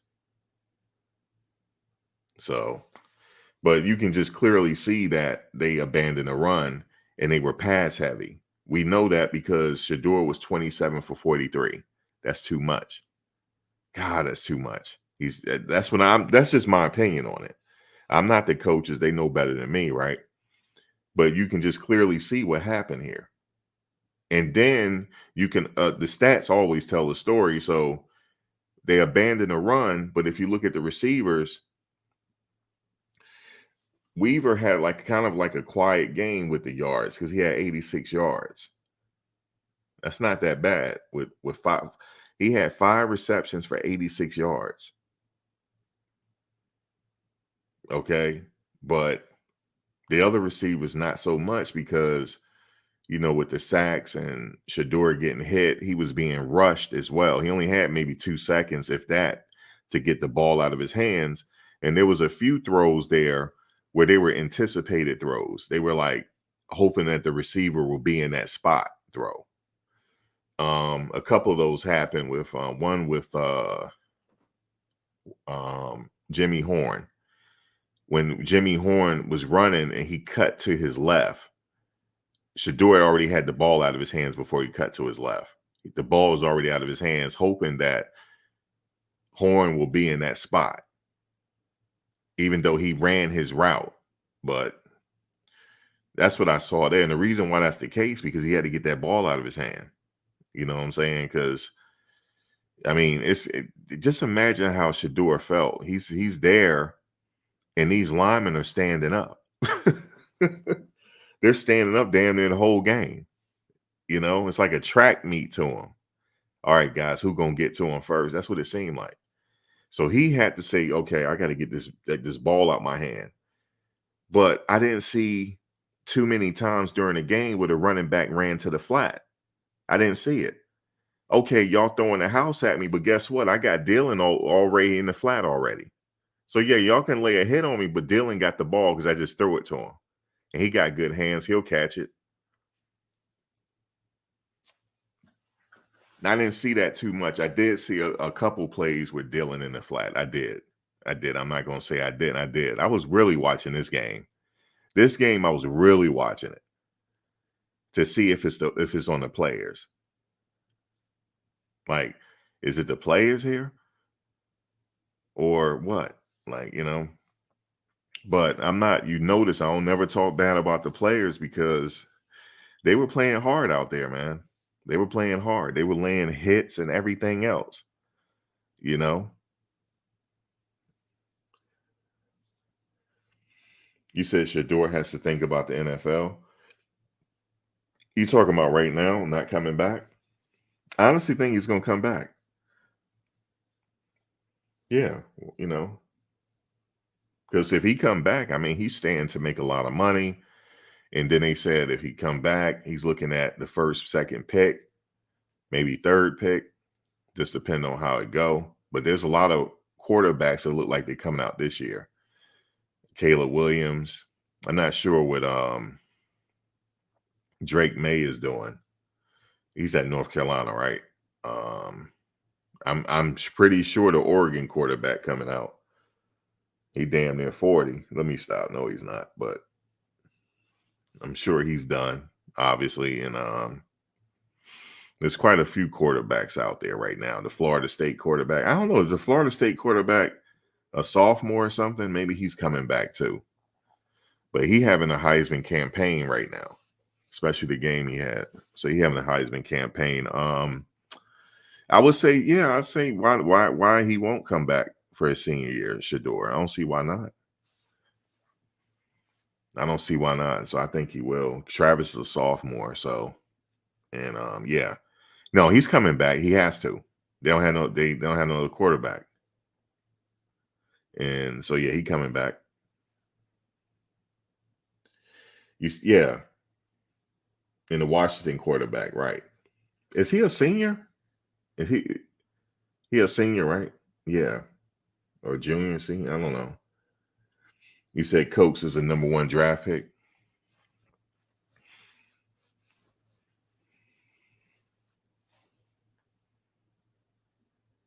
Yeah, he not. He coming back. They just gotta figure out, we just gotta keep him safe.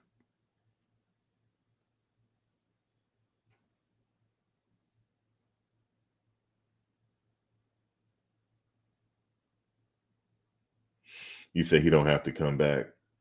Yeah, I mean, he can go, but I see him coming back his senior year. I don't see why not. You gotta understand it's different now. These kids, like especially him, with his popularity, he's standing to make some money in the NIL. So it is no rush for him to leave. He could, but I don't see it. It's no rush. He definitely have a pro skill set. But you got to let him display it. This is not giving him a chance to display it, So, but he got the size. He's standing to get a little stronger, and he's already established the fact that he can run when he can. But yeah, I see him coming back.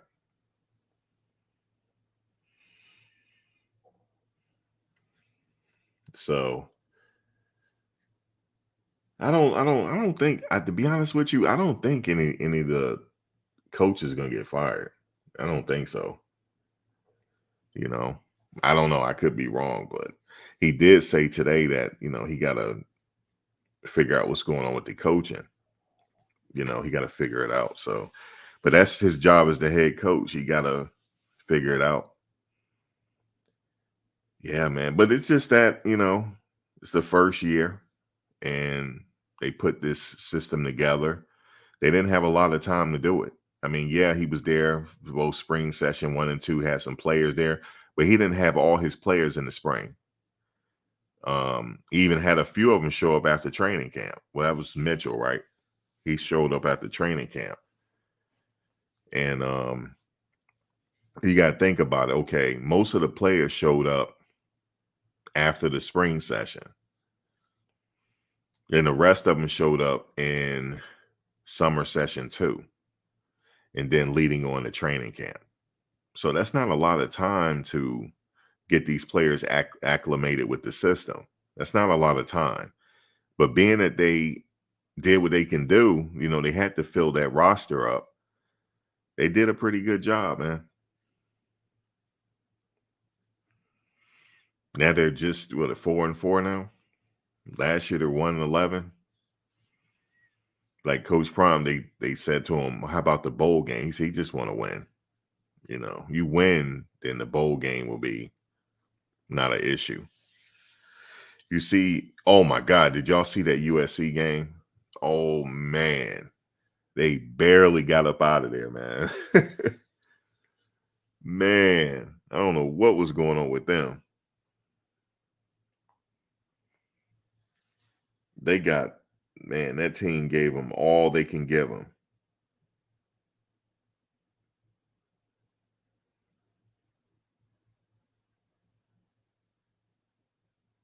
That team, man, that was a good one.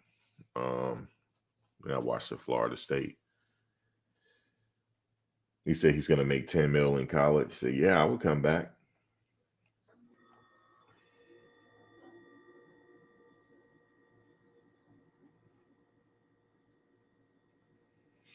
You say you can get that $10 million in the NFL. The only reason he's coming back because of loyalty to his dad. Yeah, why not? Like, we gonna build something here. Then I'm gonna go ahead and go on to the next level with my brother. His brother's an NFL player. I don't care what nobody say. Shiloh gonna, yeah, he gonna definitely have a shot. He's always at the ball. He's physical. He's always at the ball. Just unfortunate he got the targeting, but yeah, man, he's solid. I remember before the game, I was in a live chat. People were saying, is he going to play? Like, why is, because, you know, the team had their warm-ups on. He had his sweatsuit on, but he would just walk in the field. He always do that. It's like a ritual he do. He just, everybody warming up, and he just walking around, like just checking out everything. He's like in a zone. He's like to his own, you know, getting his thoughts together. I've seen him do that before. But he was just like, just casually walking, everybody working out. So it's just whatever he has to go through. It's his ritual or whatever. But I've seen him do it many times. So, yeah, he's solid, man. You said he will leave with Shiloh and Travis. Yeah, they all get drafted. Wouldn't that be something? If they all build it up to where they all in at the draft, sitting at the table together, all of them. Because Shiloh's going to get picked up. I'm telling you, he's a bona fide safety. He is. Old school, too, because he love to hit. He's always at the ball, man. He's always there. Kind of like a Tyrann Mathieu. You know, the honey badger. Like, he's just always at the ball. So, yeah, he going to definitely get his shot. You said Coach Prime done said Shedeur wants to be #1 pick.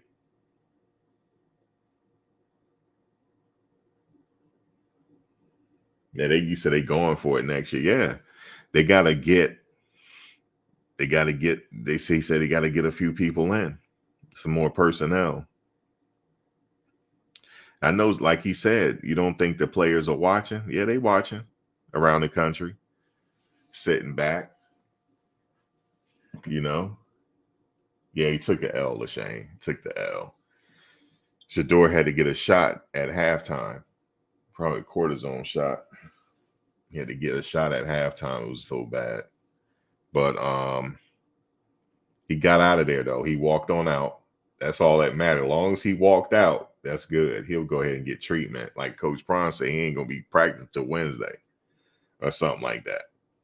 So let him not practice. Just let him sit on the sideline while they practicing and get him in that hot tub or ice bath. And let's sit Travis out too. Yeah, sit him out too. Sorry, Trey. Yeah, sit him out. Sit him out. Sit Shiloh out. Sit all of them out. And then concentrate on these players that, you know, like I would say, get Mathis some more burn. Listen, anybody got a line in Coach Prime? If you do, just tell them this. Listen, you already know what Mathis can do. You've been coaching since he was a kid. That kid can run routes, man. You know the little short routes y'all need? Yeah, throw it to him. You know, I like to see him play a little bit more, but he did all right. Jordan Dominic, I mean, he's a dog, man. Yeah, he's a dog. Mata came up 3 for 3 in the field goals. Yep. It's crazy. I know you said Wednesday mean nothing. The body keeps the score. Absolutely. We already know how these players are after they retire. Yeah, the body does keep the score. You're right. I like that comment. The body keeps the score.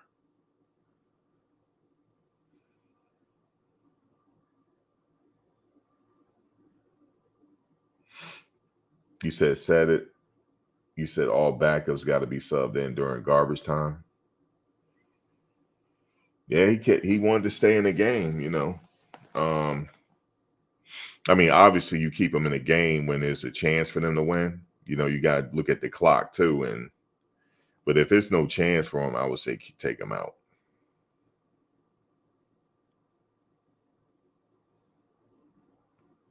I would say take him out.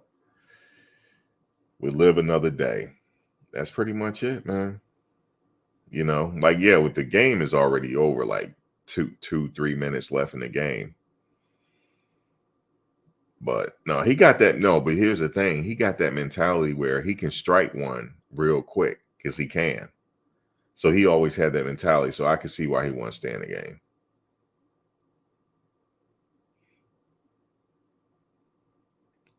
Just like the pass he threw to Weaver, that long pass, and Weaver caught it. He's always dangerous to do that.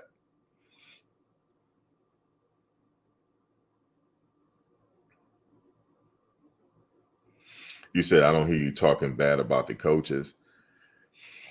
No, I'm not gonna.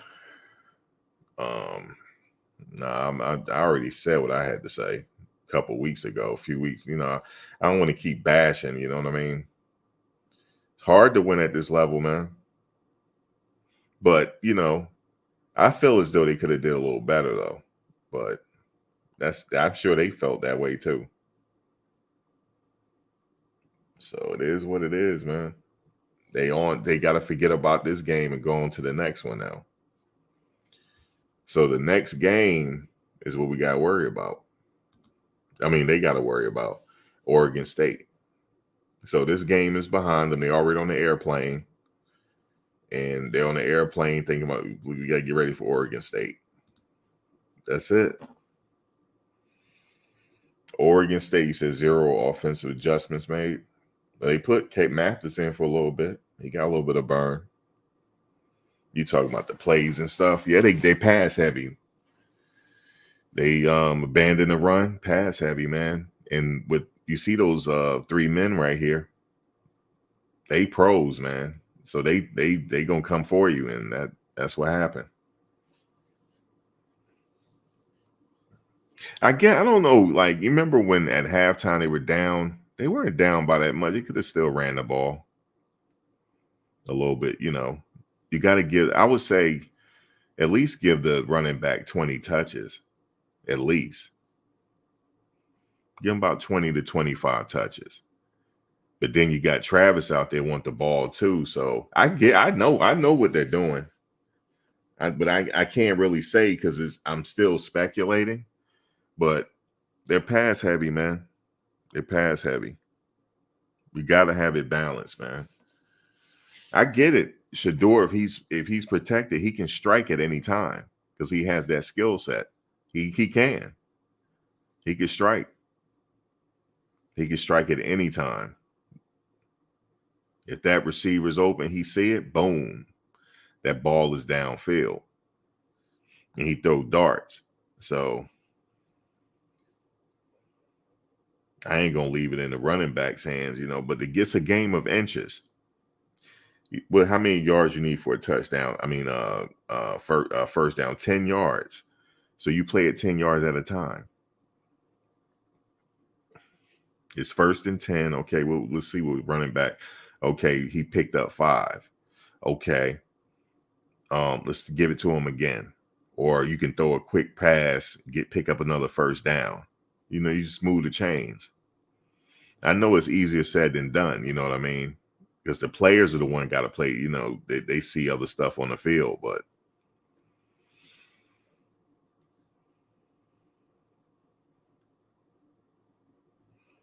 I don't think they did too many draw plays. I don't remember. I don't think so.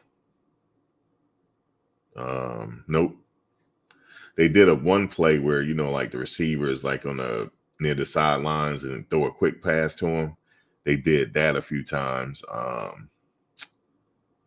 They did a quick comeback route, curl route to, it was a quick curl route to Horn.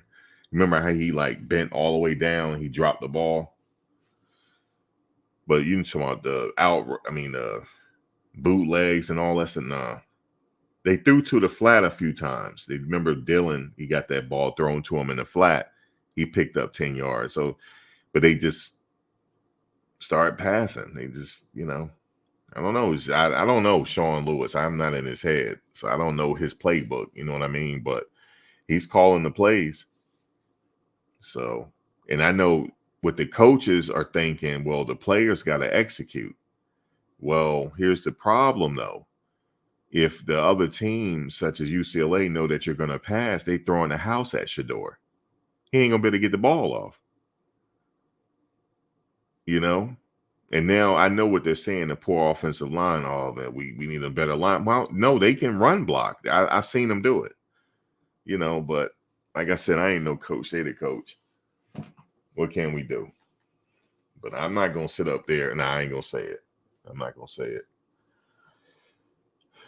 That's it, man. What can you do?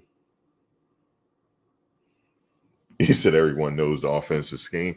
I mean, look, man, it's like you play the percentages, right? Okay. We know what Shedeur can do. All right. We're going to take a chance and throw the house at him. Because this might be a pass. If it's think about it. If it's 3rd and 8, I'm thinking they're going to pass now. So I'm just going to go ahead and throw the twins at them because that's what they did. They both was out there playing together. You just throw the twins at them. And lot two. And Lord, lot two. Throw them at them. And see what happens. Because you would have to play the percentage, 85% of the time they might pass it. Okay, they don't throw the house at him, but Shedeur throws to the flat. Dylan is open. Now he don't burn y'all for 15, 20 yards. Now you might not always think of throwing the house at him. You got to be careful. Okay, he got Dylan and he got Alton back there, or he got Dylan and Hankerson back there. Okay, let's be a little cautious throwing the house because they already don't burn us in the flat already. They already burned us. So like that. You said Vegas is king? Well, I guess. You said the best D-line? Yeah, out there. UCLA ain't they all that in a bag of chips. They are. I'm not hating on them. I just didn't really wasn't paying attention. I was like, damn, man, these guys. You said NBA, boxing, baseball, all rigged. Remember that player that just recently came out in the NFL? He said that it's scripted. And they made him sign a NDA. They made him sign a NDA. for him not to talk. He said it's scripted. He said that. Yep. That sucks if it, somehow I'm like, damn, you remember when it was that game that year with Tom Brady and Randy Moss? All year they went undefeated, didn't they? Almost did. And all it was him just throwing the Moss. Now you already know what they're gonna do, but then nobody could stop it. Then all of a sudden they got in the playoffs, they messed up. So I'm like, how is this, man? It's crazy. Yeah, they non-disclosure agreement, right? Yeah, I see an NDA.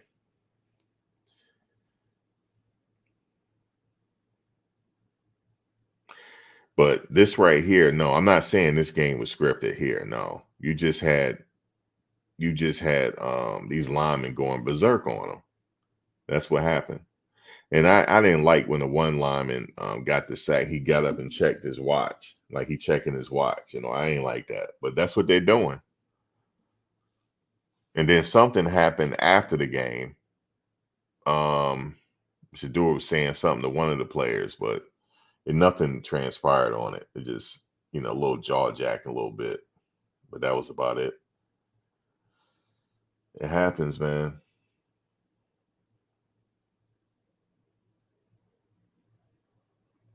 But yeah, man, it's so what y'all think? We'll get back to eventually get to I guess next week Oregon State, 'cause that's this week they're preparing for Oregon State.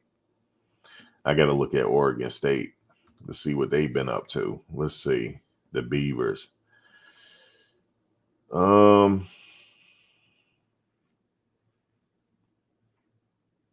They're playing right now. They losing. No, they winning. 17-13. They playing Arizona right now. So 17-13. Quarter 4. 11:59 to go. That's a pretty little close game right there.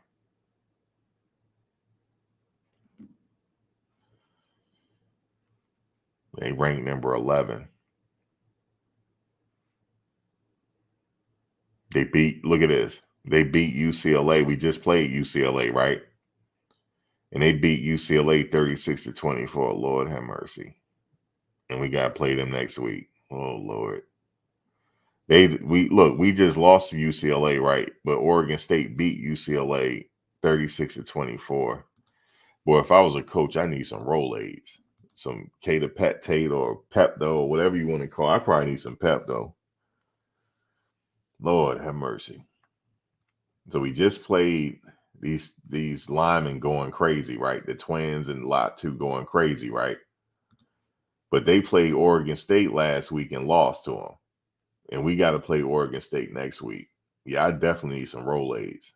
I won't be able to eat. I probably wouldn't get I don't know what to do. Lord have mercy. I be thinking about my job. Lord have mercy. Actually, you know what I would do? I don't know. I'd be eating soup all week. That's probably what I would do. Let me look at this again. Let me do the math. Okay, let's just do the math here. Okay. UCLA, we just played them. We know how that ended. But UCLA played Oregon State last week, lost 36-24. Now we got to play Oregon State next week. Okay. All right. Yeah, that's just that's not right and exact. I'm not, I ain't the one to make excuses here. So, but you know what? Anything can happen. Anything can happen. We see what happened with USC today. They barely won. So anything can happen. That's how you gotta look at it.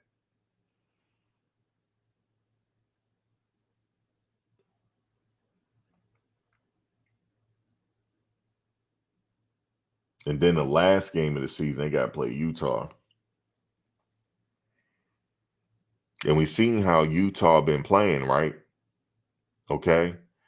But Oregon State is ranked number 11. They rank number 13. Yeah, I definitely need some pep, though. If I was a coach, I need some pep, though. Yep, definitely need that. Or smoke on something nice. Yep. You say Utah got blown out. Washington State beat Oregon State. Yeah, so that's like I said, anything can happen. So, like I said, they come out next week and do pretty good. Just got to protect Shedeur.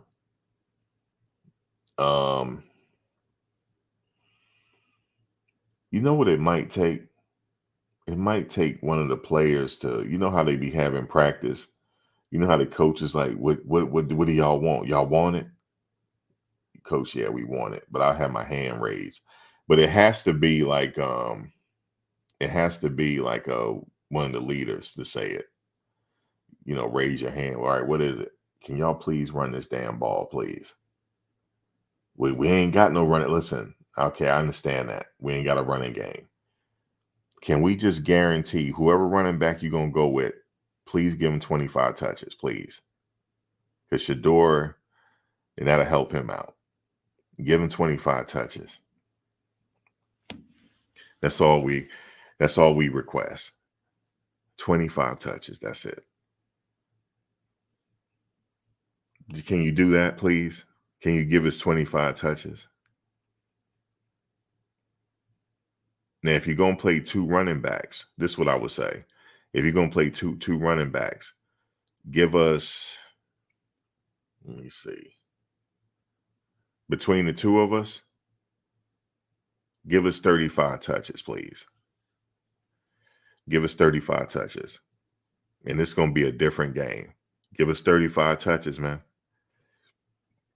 Throw to us in the flat, whatever you got to do. Throw to us in the flat. Let us, do that. And then, I understand, y'all want to pass, but y'all can still pass, but let us give us our touches. That's what I would say. Okay. And then I guarantee this might be, I don't know. I'm just thinking out loud because you know how the coaches, they got to come up with something different now. They got to go back to the drawing board and figure it out. Hey, I got it. Give them 35 touches. Because we looking right here at the stats, they ain't get that many touches. Give him 35 touches. Okay. And I guarantee you he ain't going to get whacked that much.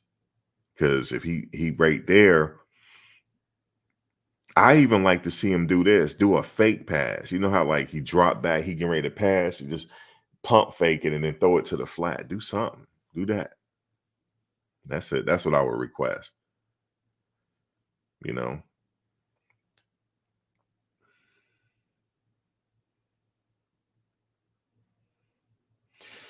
Listen, I know you said 25 runs at 6 runs a quarter, but look, they not even doing that. They not even doing that. That's what I'm saying to you. They're not even doing that. Okay? Give them 25 touches. I know we got to start somewhere, right? Give them 25 touches. In the next game, okay, it's working. Up those touches. Up it. But, I don't know. He said no offensive lineman want to play for prime, too pass happy.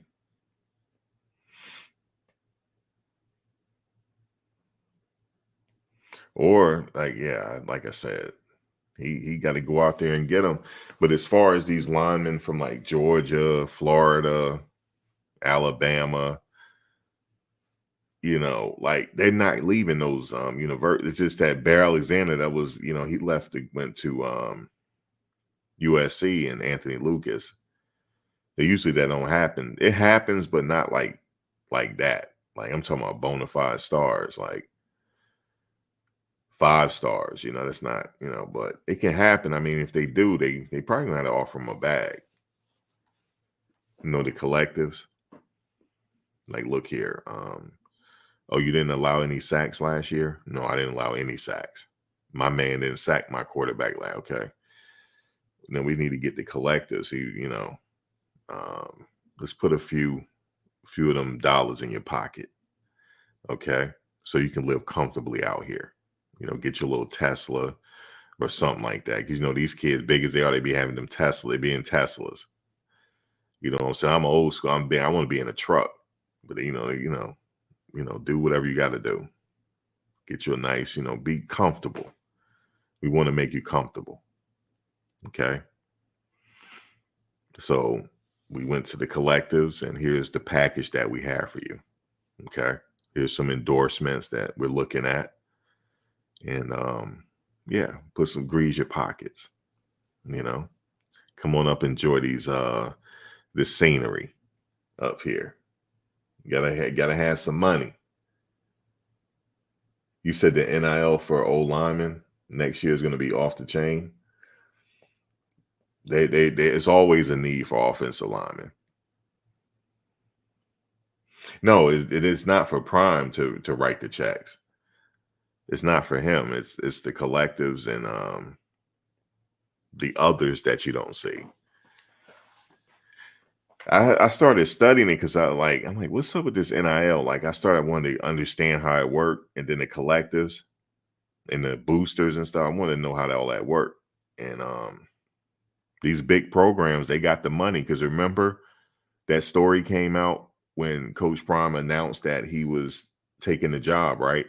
And then the story came out that they didn't say who the teams were, but they offered Travis Hunter a few $1 million. Right? Coach Prime confirmed it. He said, yeah, they offered him a few $1 million, but he came with us instead. So yeah, they do be throwing money at these stars. They do. But we don't never hear about it, because that's not for us that's not for me. You know what I mean? That's just the collectives on the back end. So yeah, the NIL changed the whole game. NIL and the collectives and the boosters. Now the boosters always been around, but it's been on the low. It was always on the low back then. Occasionally, somebody might get a little hurt and then run their mouth. That's what happened to Reggie Bush. That whole situation got out, but it's always been around. It's always been around.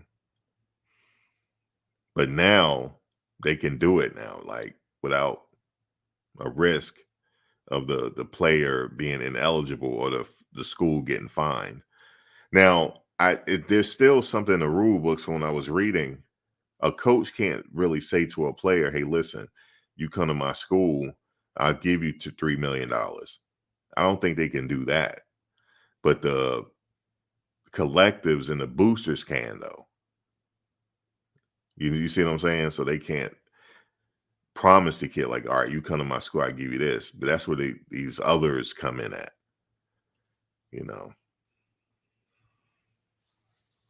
That's where they come in at. And I was like, that's really interesting. It's almost like free agency now with this transfer portal. And, added with the transfer portal the way it is now. Yeah, it's like free agency, especially if you haven't transferred yet and you're a bona fide player. Let's say if a player is had a really good freshman campaign, a really good true freshman campaign, a very good solid sophomore campaign, NFL looking at them. How can you get that player over to your school for 1 year?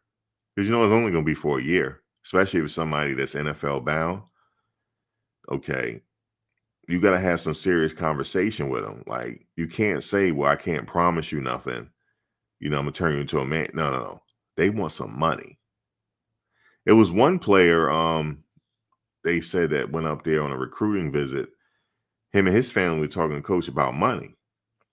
Like, these school offered us this. What can y'all do for us? And then they backed out because, coach is old school. Like, look, I can't promise you nothing. But again, it's not for the coach, though, for them to talk to. It's for the collectives on the back end. It's not the coaches. But I'm pretty sure some of these coaches on the low be hitting these players' DMs, or having somebody hit these players' DMs like, look, we've been watching you. I know you're not in the transfer portal, but we want to take care of you. We want to take care of you now. I'm just letting you know that.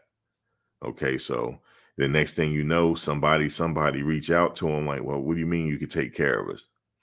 We got a meal ticket over here for you. How about that? Yeah, now the players like, guys, then you see the announcement. I like to thank the University of North Carolina and the fans and all the staff. But I decided to hit the transfer portal with 2 years left for eligibility. That's what I would do. I'm like, thank you, fans. It's hurt me to leave, but I had a calling in my sleep. I'm a little extra. I had a calling, and you ain't supposed to rely on God, right? That's bad luck. But God, I just heard a voice in my sleep, and I just woke up and said, I want to meet Ralphie. I want to meet Ralphie. You know, always like buffaloes, and yeah, but see, what y'all don't know is the collector don't reach out to me talking about he got 2 million for me, or he got not, let's not be extreme. He got 300,000-400,000 for me. You hear me? He got about 400,000. Then he told me next semester I'm gonna have another 400,000 for you. I had to say it like that. Okay, that's enough for me to, that's enough for me to reconsider. That's the way it is now, man. I'm sure they got money now. I'm sure they do. Next thing you know, you could be like, damn, Max, you hear about the Alabama player? I'm like, nah, what about him? He just said he want to meet Ralphie. Then I'm just going to laugh. That means somebody probably promised to grease his pockets. Yep. But anyway, guys, I'm out of here. Thank you for the chat. I'll be back. There's always some news going on. I'll be back. And but thank you for joining. And I'm gonna go watch some of these. They probably just getting off the plane now, right? They're gonna put up well often that they put up the videos, see a little behind the scene action. So I'm gonna take a look at that. And yeah, man. Coach ain't hard to find. He will be all right because he know next year he said he going to get what he got to get. That's what he said. He ain't hard to find. And we might have some money over our way now with by way of these collectives. So yeah, we're gonna play ball. But that's it, man. Win some, you lose some. That's how it rolled, man. But I did like how they played the first half, though. I love it. Travis, 2 interceptions. I still like that hit Shiloh laid on, though. That was nasty, Shiloh. That was nasty. I love it. That's old school. They wouldn't have, but modern day games, they got to be careful, but I get it. But, and then look, Shiloh took out a tight end that's bigger than him. That guy got up kind of gingerly. He was like shaking the cobwebs out. I was like, damn, Shiloh. But did you see how he started flexing? Maybe the refs was like, we gonna get his ass. Did you see that right after the Shiloh did a little flex? Like he flexed a little bit, and do you see the ref walk past inside on him? Like, I got your flex. Targeting, man. Come on, man. They ain't had to call that, but it is what it is, He did that little flex, man. He a dog. He is. You said you got to hit a bigger dude. He did too. He hit him. And like Coach said, he just need to get a little bit lower. I thought it was perfect, but the refs is the refs, man.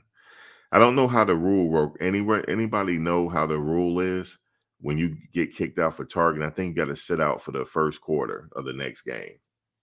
I believe that's like that. But anyway, I still like his play. He old school with it. He liked to hit. He liked to hit, Yeah, I like his play. The dude got up. He got up slow though, but I'm like, damn, Shiloh. Oh, he got to sit out the first half. Okay, so the first half of the next game, you won't see Shiloh. You won't see him into the. Oh, you got to sit out the first half. I thought it was a quarter. You saw, okay, you got to sit out the first half. I thought that was like that. He got to sit out the first half. So he'll be back at halftime, after halftime. That's when you'll see him play again. Man.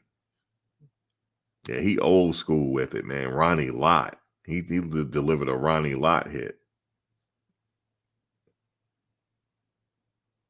Yeah, who you said hopefully he can get it overturned. Like that's what coach said. He want them to look at it again. But we'll be happy to get him back when he back. So, but I want him out there. Them wide receivers think twice because he's always at the ball, you know.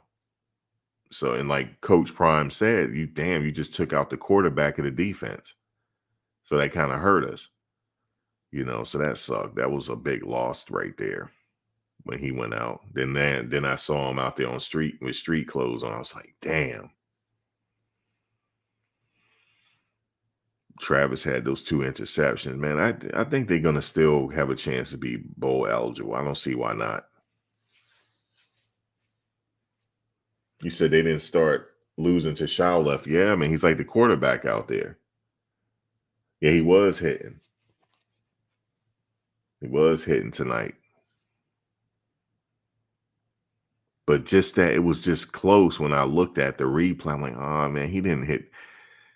Yeah, he did make contact with the man's helmet. He did. But it wasn't like that much. But they called it anyway. Yeah, he did the little flex and the ref walked past him, kind of like looked out. So here we go. But anyway,